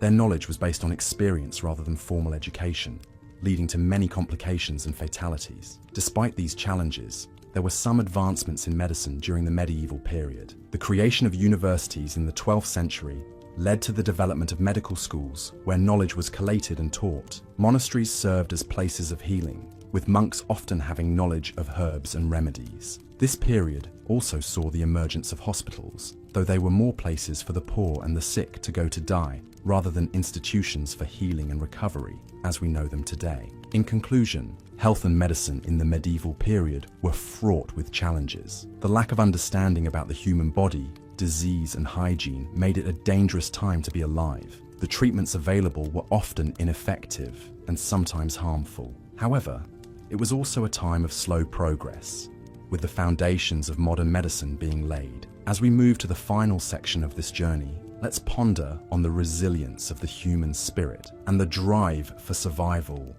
that saw people through these challenging times. As we continue our peaceful journey through the heart of the medieval period, we find ourselves shifting our focus from the bustling life of the cities and castles to the quieter, but no less important, rural countryside. Here, in the vast expanses of fields and forests, the majority of the medieval population made their living as farmers and laborers, their lives intimately tied to the rhythm of the seasons and the bounty of the earth. Life in a medieval village was far from the romanticized tales of chivalry and courtly love associated with this era. It was characterized by a simplicity and routine that, for many modern individuals, would be unbearably monotonous. The day for a medieval peasant would begin at dawn with the crowing of the roosters. After a simple breakfast, often consisting of bread, cheese, and weak ale, they would head out to the fields for a long day of labor. The agricultural practices of the medieval period were rudimentary by today's standards. Without the benefit of modern machinery, every task was performed by hand. Plowing, sowing, weeding, and harvesting were all physically demanding activities that required strength, endurance, and a great deal of patience. Despite their hard work, the yield from their labor was often meager. Poor soil quality, unpredictable weather, and rampant crop diseases meant that failure and famine were constant threats. The diet of a medieval peasant was similarly austere. They subsisted primarily on a diet of bread, porridge, and vegetables, with occasional small amounts of cheese and meat. The monotony of their diet was occasionally broken by the availability of seasonal fruits, nuts, and berries. However, these were often preserved for the winter months when food was scarce. Health and hygiene were another area where the medieval period fell short by modern standards. Without understanding the principles of germ theory and sanitation, illness was rampant and often deadly. Child mortality rates were high, and life expectancy was low. Common ailments like toothaches, colds, and digestive issues were often treated with a mix of folk remedies and superstition. More serious illnesses, like the plague, could wipe out entire communities. Despite these hardships, the life of a medieval peasant was not without its small joys and comforts. The village was a close-knit community where everyone knew each other, and social activities like dances, feasts, and fairs provided much-needed relief from the daily grind. The church, too, was a central part of village life, providing spiritual comfort and a sense of order in a world that was often chaotic and unpredictable. The medieval period was also a time of innovation and progress in many areas. Advances in technology, such as the heavy plough and the horse collar, made farming more efficient. The establishment of guilds and the development of trade routes helped stimulate economic growth. The construction of cathedrals, castles, and universities reflected the period's artistic and intellectual achievements. Yet, for all its progress, the medieval world was a place of profound inequality. The feudal system, which governed social and economic relations, was heavily weighted in favor of the nobility and the clergy. Peasants had few rights and little opportunity for social mobility. Their lives were defined by their labor, and their status was determined by their birth. Reflecting on the realities of life in the medieval period, it's easy to understand why we, as modern individuals, might find it difficult to last a day in this era. The physical demands, the lack of comfort, the constant uncertainty. These challenges would test even the most resilient among us. Yet there is also a certain beauty in this simplicity, a reminder of the resilience and adaptability of the human spirit. As we drift further into the tranquil embrace of sleep, let us carry with us this sense of gratitude for the comforts and conveniences of our modern life, and a newfound appreciation for the trials and triumphs of our medieval ancestors. As our journey through the annals of history continues, we find ourselves delving into an era of knights, castles, and feudal society, the medieval times. Picture yourself, if you will, transported back through the centuries, landing in a world far removed from the one we inhabit today. It's a time of stark contrasts, where the wealthy live in fortified castles while the poor toil in the fields. It's a time where the church wields immense power, and one's fate is often dictated by the whims of their lord. As we begin to explore this fascinating era, we can start to understand why the comforts and conveniences we take for granted today would make it incredibly challenging for a contemporary person to survive a day in medieval times. Firstly, let's consider the living conditions. If you were a peasant, which was the most likely scenario, given that the vast majority of people belonged to the peasant class, your dwelling would be a small, one-room cottage. This cottage, made of wattle and daub, a mixture of mud, straw, and manure, would be shared with both your family and your animals. The floor would be strewn with straw and covered in animal dung, while the air would be thick with the smell of smoke from the central hearth. A far cry from our modern houses, with separate rooms, indoor plumbing, and central heating. Then there's the matter of food. If you were a peasant, your diet would consist largely of pottage, a type of thick stew made from whatever vegetables were in season, along with some grain, perhaps barley or oats. Meat would be a rare luxury, and fresh fruit and vegetables would be scarce during the long winter months. Fast food, convenience meals, and the abundance of food we enjoy today would be unimaginable in the medieval era. The daily routine would be grueling. As a peasant, you would be expected to work the fields from dawn until dusk, regardless of the weather. There would be little time for leisure or relaxation, and your duties would extend beyond farming to include tasks such as repairing the Lord's Road or building his castle. This is a stark contrast to our modern work-life balance, where we have the luxury of weekends, holidays, and the ability to work from home. Healthcare, or rather the lack thereof, is another factor that would make survival in the medieval times challenging. Without our modern understanding of germs and disease, medieval doctors often resorted to dubious treatments such as bloodletting and leech therapy. Add to this a lack of sanitation and the prevalence of diseases such as the plague, and it's clear that staying healthy in the medieval era would be a formidable task. In addition to these physical challenges, there would also be social and cultural obstacles to navigate. As a peasant, your life would be governed by the will of the lord of the manor. You could be called upon to fight in his wars, and your life would be subject to the whims of his justice. The concept of individual rights and freedoms, which we take for granted today, would be largely absent in the medieval era. And let's not forget about the influence of the church. In the medieval times, the church was not just a place of worship, but also a significant political and social institution. The church dictated moral standards, influenced laws, and even played a role in education. The concept of religious freedom,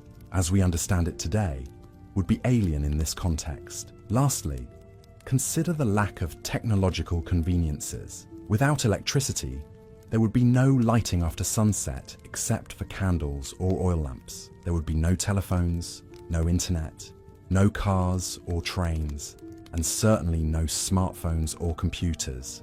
Even simple tasks such as washing clothes or preparing food would be labor-intensive and time-consuming. In conclusion, while the medieval era is a fascinating period to study, it's clear that the harsh living conditions, the lack of modern conveniences, and the rigid social structures would make it incredibly difficult for a person from our time to survive a day in this era. But as we continue to delve deeper into this period, we'll gain a greater appreciation for the resilience and ingenuity of our ancestors, who not only survived, but thrived in these challenging times. So, as you drift off to sleep tonight, spare a thought for our medieval ancestors and take a moment to appreciate the comforts and conveniences of our modern world. And remember, history is not just about understanding the past, but also about gaining perspective on the present. Good night. As the early morning fog lifts slowly from the cobblestone streets, we find ourselves in a bustling medieval town centre. The air is filled with noise, the clatter of horse hooves, the chatter of townsfolk, the hammering of blacksmiths, and the cry of street vendors. Life in the medieval times was far from quiet, a cacophony of sounds from dawn to dusk, a symphony of existence in an era that was anything but peaceful. If you were a serf, the lowest social class, your day would begin long before the sun rose. Serfs were bound to the land, effectively owned by the local lord. They had no rights and were forced to work long hours, often in the fields, tending to crops and livestock. Despite the backbreaking labor, serfs were not paid. Instead, they were given a small piece of land to grow their own food. Even children as young as 7 were expected to contribute, their small hands perfect for tasks such as pulling weeds or feeding chickens. The diet of a medieval serf was simple and monotonous. Breakfast, if you were fortunate enough to have it, might consist of a hunk of bread and a bit of cheese. Dinner, the main meal of the day, was typically a vegetable pottage, a thick soup made from whatever was available: cabbage, onions, leeks, and beans. Meat was a luxury, saved for special occasions, and the average serf only tasted it a few times a year. Hygiene, or the lack thereof, was another challenge of medieval life. Baths were infrequent, with most people washing just their hands and face. This lack of personal hygiene, combined with unsanitary living conditions, led to a multitude of health problems. Fleas and lice were common, as were skin diseases and infections. It's no surprise that the average life expectancy was only around 30 years. Medieval towns were not only noisy and dirty, they were also dangerous places to live. Without a police force, crime was rampant and punishment was harsh. Thieves could be publicly humiliated in the stocks, while more serious crimes could result in execution. Fire was another ever-present danger. Most buildings were made of wood and packed closely together, so a single spark could result in a devastating blaze. For the nobility, life was considerably more comfortable, but it had its own set of challenges. The noble class was expected to provide military service to the king, which often meant leaving home for months at a time. Women in the noble class had a little more freedom than their peasant counterparts, but they were still expected to marry for political advantage and produce heirs. Medieval life was a constant struggle for survival. From the backbreaking labor of serfs to the political maneuvering of nobility, everyone had their part to play in this complex societal structure. And yet, despite the hardships, people found joy in their lives. They celebrated with feasts and festivals, made beautiful works of art, and told stories that have been passed down through the ages. As we journey further into the medieval times, we'll delve deeper into the daily lives of the people, their beliefs, and their culture. We'll explore the role of the church, the rise of universities, and the flowering of literature and art. Despite the hardships, there's a lot to admire about this resilient society, which has left an indelible mark on our own. And as the twilight descends on our medieval town, we are left with a sense of awe and appreciation for the people who lived, loved, and survived in these challenging times. So, as you drift off to sleep, let your mind wander through the cobblestone streets, the bustling markets, and the grand castles of the medieval times. Picture the serfs tending to their fields, the nobility riding off to war, and the children playing in the streets. Despite the hardships, there's a beauty and resilience in this era that continues to captivate us centuries later. And as you drift off to sleep, let the sounds, sights, and stories of the medieval times lull you into peaceful dreams. As we delve deeper into the daily life of people in medieval times, one cannot overlook the crucial role of labor and work. Each morning, as dawn broke, the serfs, who made up the majority of the population in medieval Europe, were roused from their slumber to begin their tasks. Their day usually started at the crack of dawn, often even before the sun had broken the horizon. The concept of a weekend did not exist, and the serfs toiled from dusk till dawn, 6 days a week, with only the Sabbath day off for religious observance. The labor was intense and grueling. Serfs were essentially peasants who worked on the Lord's land in exchange for protection. They cultivated fields, tended to animals, and performed any other tasks that the Lord deemed necessary. From sowing seeds in the fields to threshing the harvested grain, every task was manual, often involving heavy lifting and strenuous physical activity. The tools were rudimentary, made from wood and iron, and required considerable strength and endurance to operate. A serf's life was not their own.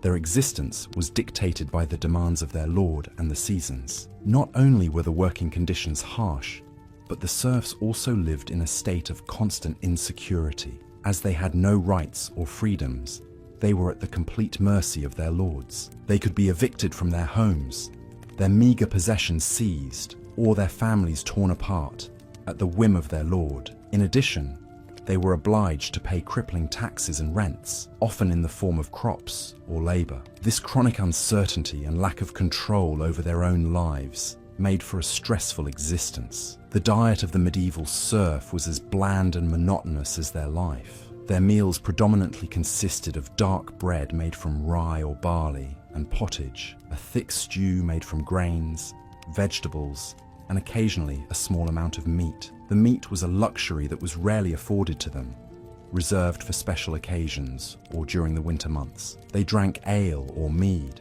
as water was often contaminated and unsafe to drink. Fruits and vegetables were part of their diet, but these were seasonal and not always readily available. The medical care during the medieval period was rudimentary at best. The knowledge of medicine was limited, and most treatments were based on superstition and folklore rather than science. Illnesses were often attributed to supernatural causes, and the remedies were equally bizarre. Bloodletting, for instance, was a common treatment for a variety of ailments. The idea was to balance the four humours of the body: blood, phlegm, black bile, and yellow bile. By removing the excess blood, it was believed that the balance could be restored, thereby curing the disease.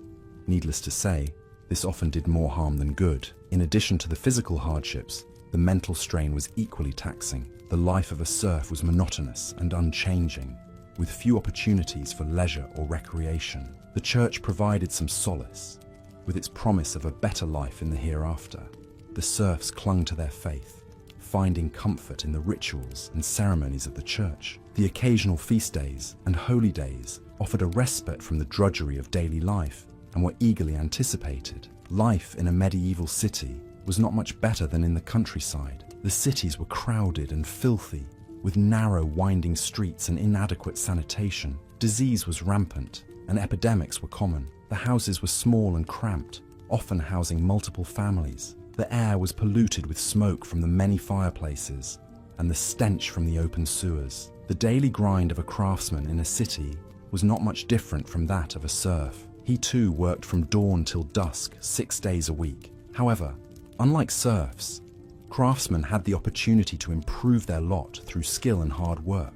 They could become masters of their craft, own their own shops, and even become wealthy. However, this was not easy and required years of apprenticeship and hard work. In conclusion, life in the medieval times was a constant struggle for survival. Whether you were a serf toiling in the fields or a craftsman plying your trade in a city, the daily grind was grueling. The harsh working conditions, poor diet, inadequate medical care, and constant insecurity made life in the medieval times extremely challenging, to say the least. One cannot help but feel a sense of relief and gratitude for the comforts and conveniences of modern life. As we drift off to sleep tonight, let us take a moment to appreciate the hardships our ancestors endured and the progress we have made. Good night. In our journey through the Middle Ages, we've traversed the social hierarchy, the daily chores, the cuisine, and the challenges of health and hygiene. Now, let's turn our attention to another, harsher aspect of medieval life, the justice system. In the Middle Ages, the concept of justice was very different from what we understand today.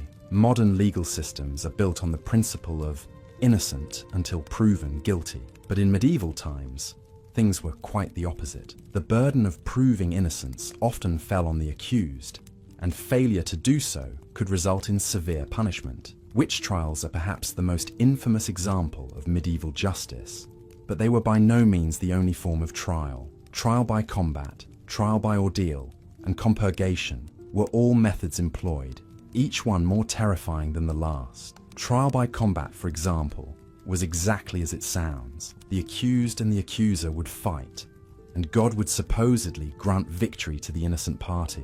It's not hard to imagine how this system could be easily manipulated by those with strength or fighting skill. Trial by ordeal was similarly gruesome. The accused would be subjected to a physically painful or dangerous task, such as carrying a hot iron for a certain distance, or retrieving a stone from a pot of boiling water. If their wounds healed cleanly within a set time, they were considered innocent. If not, they were guilty.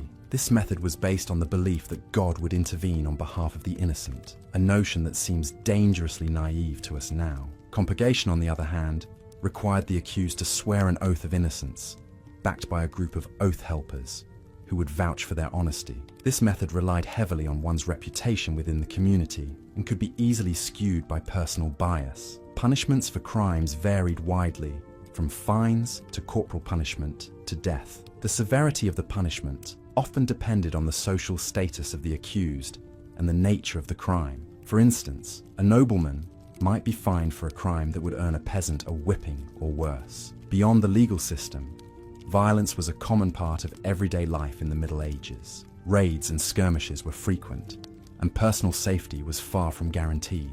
The lack of a centralized police force meant that people had to take their safety into their own hands, often leading to brutal reprisals and cycles of violence. And then there were the wars. The Middle Ages were a time of near constant conflict, from the Crusades to the 100 Years' War. These wars were not only deadly, but also incredibly disruptive to everyday life. They could lead to food shortages, displacement, and widespread destruction. In addition to these physical hardships, the psychological toll of living in such uncertain times cannot be understated. The constant threat of violence, the fear of accusation, and the general unpredictability of life would have been incredibly stressful. It's hard to imagine getting a good night's sleep under such conditions. Despite these hardships, people in the Middle Ages found ways to adapt and survive. They developed systems of mutual aid and protection, like guilds and confraternities. They sought solace in religion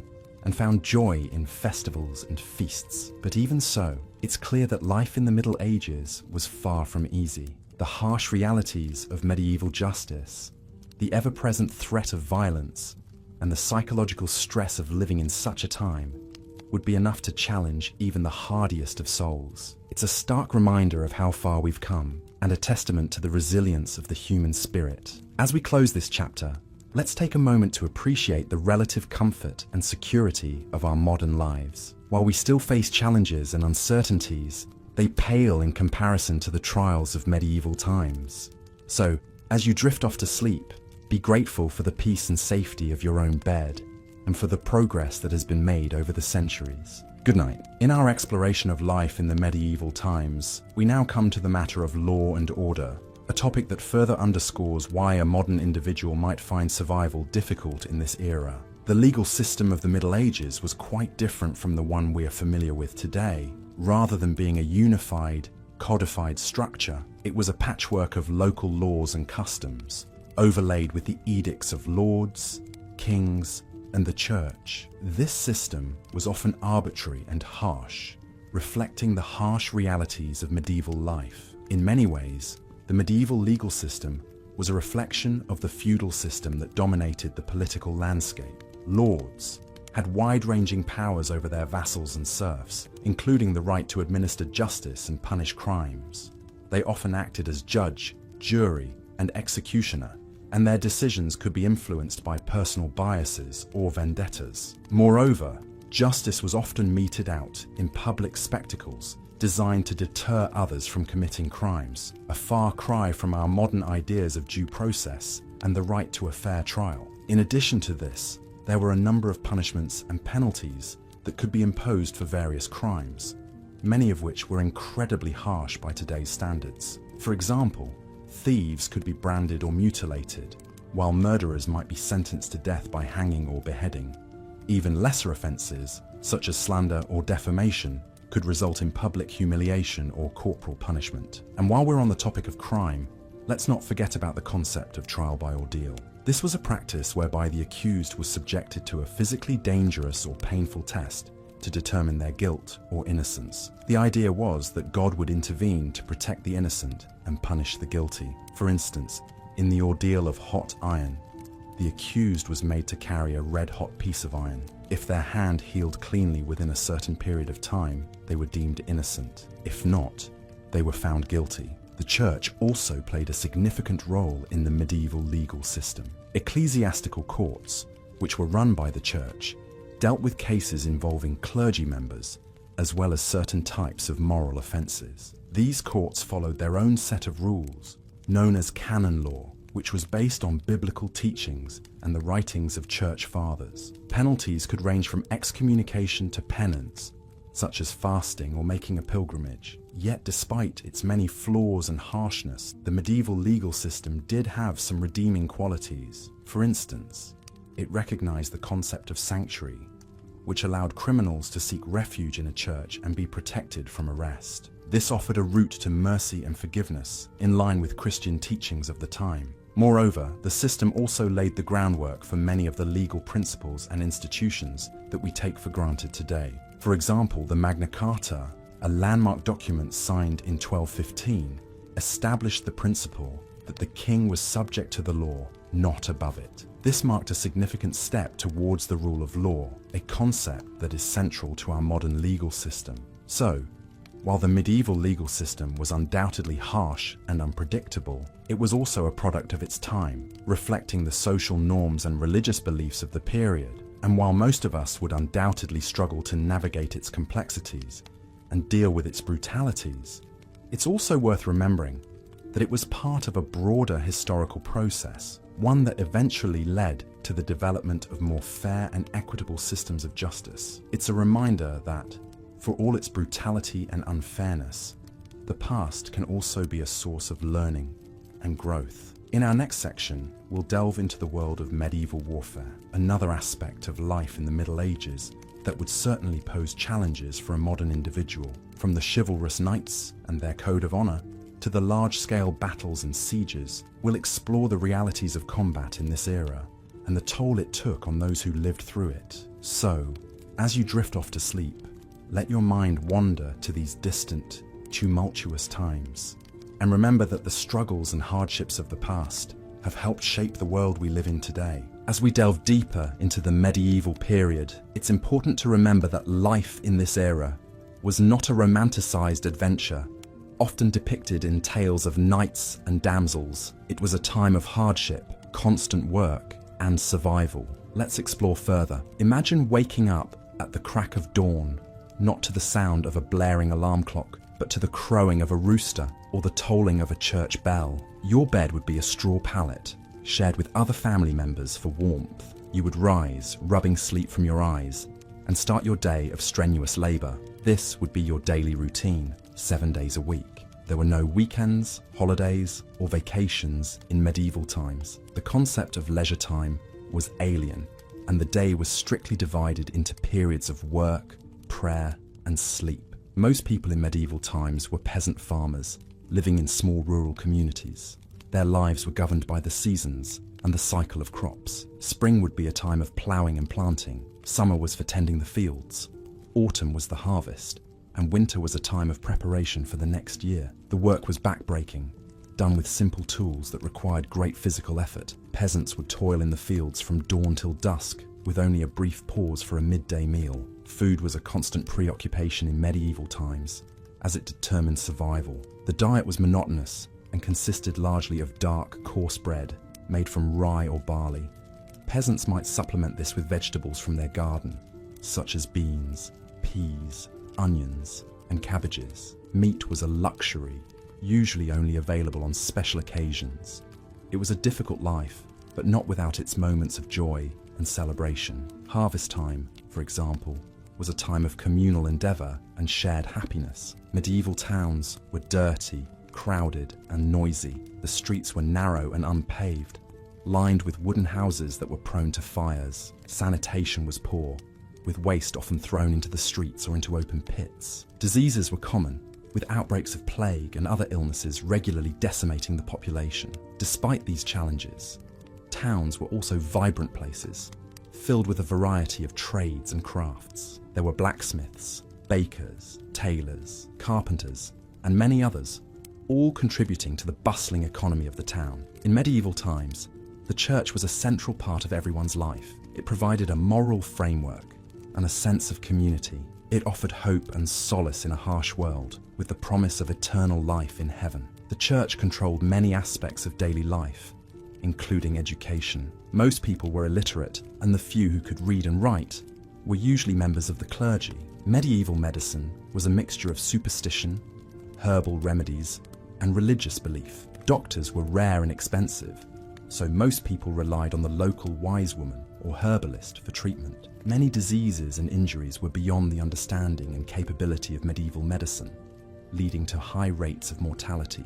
Warfare was a constant threat in medieval times. Knights and soldiers were highly trained in combat, but the majority of fighting men were ordinary peasants, called up to serve their lord in times of conflict. Battles were brutal and bloody affairs, with no concept of human rights or the treatment of prisoners. Despite the hardships and dangers of medieval life, people found ways to enjoy themselves. There were festivals and feasts, dances and games.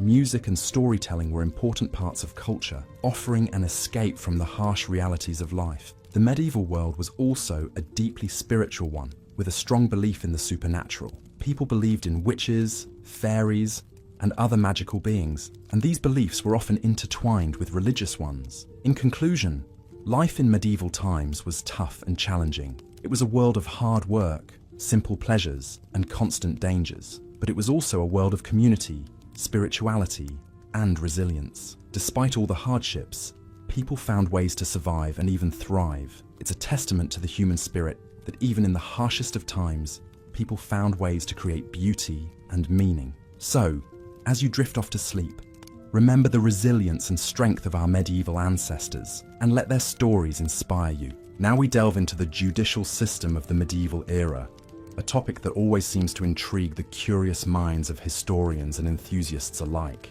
It was a time where the rule of law was rather different from what we know today. The very concept of innocent until proven guilty was almost foreign, and the methods for determining guilt were, quite frankly, bizarre and sometimes brutal. In the absence of any advanced scientific methods to investigate a crime, medieval societies relied on superstition and divine intervention to dispense justice. The concept of trial by ordeal was widely used in these times. If an individual was accused of a crime, they had to undergo a physically challenging, sometimes life-threatening task to prove their innocence. The ordeal could involve carrying a red-hot iron bar, plunging a hand into boiling water, or even sinking or floating in a body of water. The latter based on the belief that water, being a holy substance, would reject a guilty person, causing them to float. The medieval judicial system also heavily relied on compurgation, a process where an accused person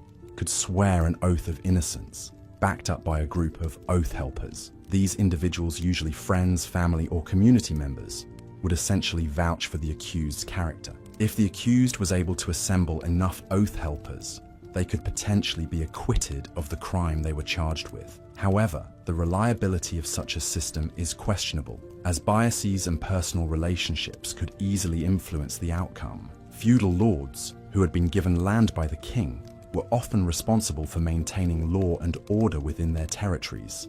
They held their own courts and meted out punishments as they saw fit. This could mean a lack of consistency in sentencing, with punishments varying greatly from one region to another, and the possibility of a lord's personal biases affecting the outcome. Punishments in the medieval era were usually severe and public, designed to deter potential criminals. The stocks, the pillory, and public floggings were common forms of punishment for minor offences. For more serious crimes, the guilty were subjected to hanging, beheading, or being burned at the stake. Despite the harsh and often unpredictable nature of the medieval judicial system, there was an attempt to establish a more uniform system of law in the 12th century. This was the birth of the common law system, which is still the basis of the legal system in many English-speaking countries today.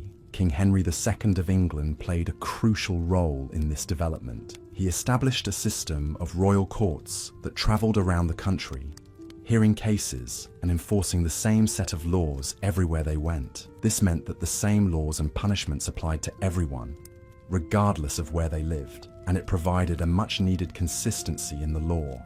However, the common law system was far from perfect. It was still heavily influenced by the whims of the king or his appointed judges, and the concept of a fair trial as we understand it today was still far off. Nevertheless, it was a significant step towards the modern judicial system we are familiar with. Thus, we can see that living in medieval times was not for the faint-hearted. The societal norms, the harsh living conditions, and the brutal judicial system would have made everyday life a struggle. The uncertainty and unpredictability of the law, combined with the heavy reliance on superstition and divine intervention, would have added a constant sense of dread and fear. The medieval era was indeed a time of darkness and hardship, but it was also a time that laid the foundations for many aspects of our modern society. The development of the common law system, despite its flaws, was a crucial step towards the establishment of a fair and consistent judicial system. As we close our eyes and drift off to sleep, we can appreciate the comforts and conveniences of our modern lives. We can feel grateful for the progress we've made as a society and look forward to a future where justice is not determined by the heat of an iron bar or the depth of a body of water, but by the strength of evidence and the pursuit of truth. As the day in the life of a medieval person continues, the sun reaches its zenith, casting long, dark shadows across the cobblestone streets. The medieval town is at the height of its hustle and bustle as people go about their daily chores. The air is thick with the smell of livestock, firewood, and the tantalizing aroma of freshly baked bread from the local bakery. The bakery itself is a hive of activity, with the baker's apprentices kneading dough, stoking the ovens, and the master baker overseeing it all. His practiced eye would scan each loaf, ensuring it meets the strict quality standards of the time. Bread was not just a staple food in medieval times. It was also used as a plate, known as a trencher. After the meal, the trencher, soaked with gravy and sauces, was consumed or given to the poor. Meanwhile, in the bustling marketplace, traders from far-off lands would sell their exotic wares. Spices like pepper, cinnamon, cloves, and ginger, considered a luxury in medieval times, would be displayed in small, ornate boxes, their fragrant aroma tantalizing passers-by. Merchants would loudly advertise their goods, competing with each other to attract customers. The marketplace was also a place where news and gossip were exchanged, adding a social dimension to the commerce of the day. At the edge of the town, the local blacksmith would be hard at work. The rhythmic sound of his hammer striking metal would echo through the streets. The blacksmith's role was crucial in a medieval town. They made and repaired everything from horseshoes to weaponry, from tools to nails. The blacksmith was often a respected figure, not just for his essential skills, but also because he worked with fire and metal, elements that were thought to have mystical properties. For the children of the town, life was not all play and no work. Children as young as 7 would be expected to help their parents with tasks such as gathering firewood, taking care of animals, and helping in the fields. Yet, they would also find time for games. Children in medieval times played a variety of games, many of which are still enjoyed today. Marbles, hopscotch, and tag were all popular pastimes. As the afternoon sun began its descent, the monotonous tolling of the church bell would call the townsfolk to prayer. The church was the heartbeat of a medieval town. Not only was it a place of worship, but also a community centre where important decisions were made and disputes were settled. The clergy not only provided spiritual guidance, but also education, as the ability to read and write was limited to a privileged few. At the local castle, the lord and his lady would be involved in managing their estate. The lord was responsible for providing protection to his people and maintaining law and order. He would also have judicial duties, presiding over court cases brought before him. The lady of the castle had her own responsibilities, which included managing the household, supervising servants,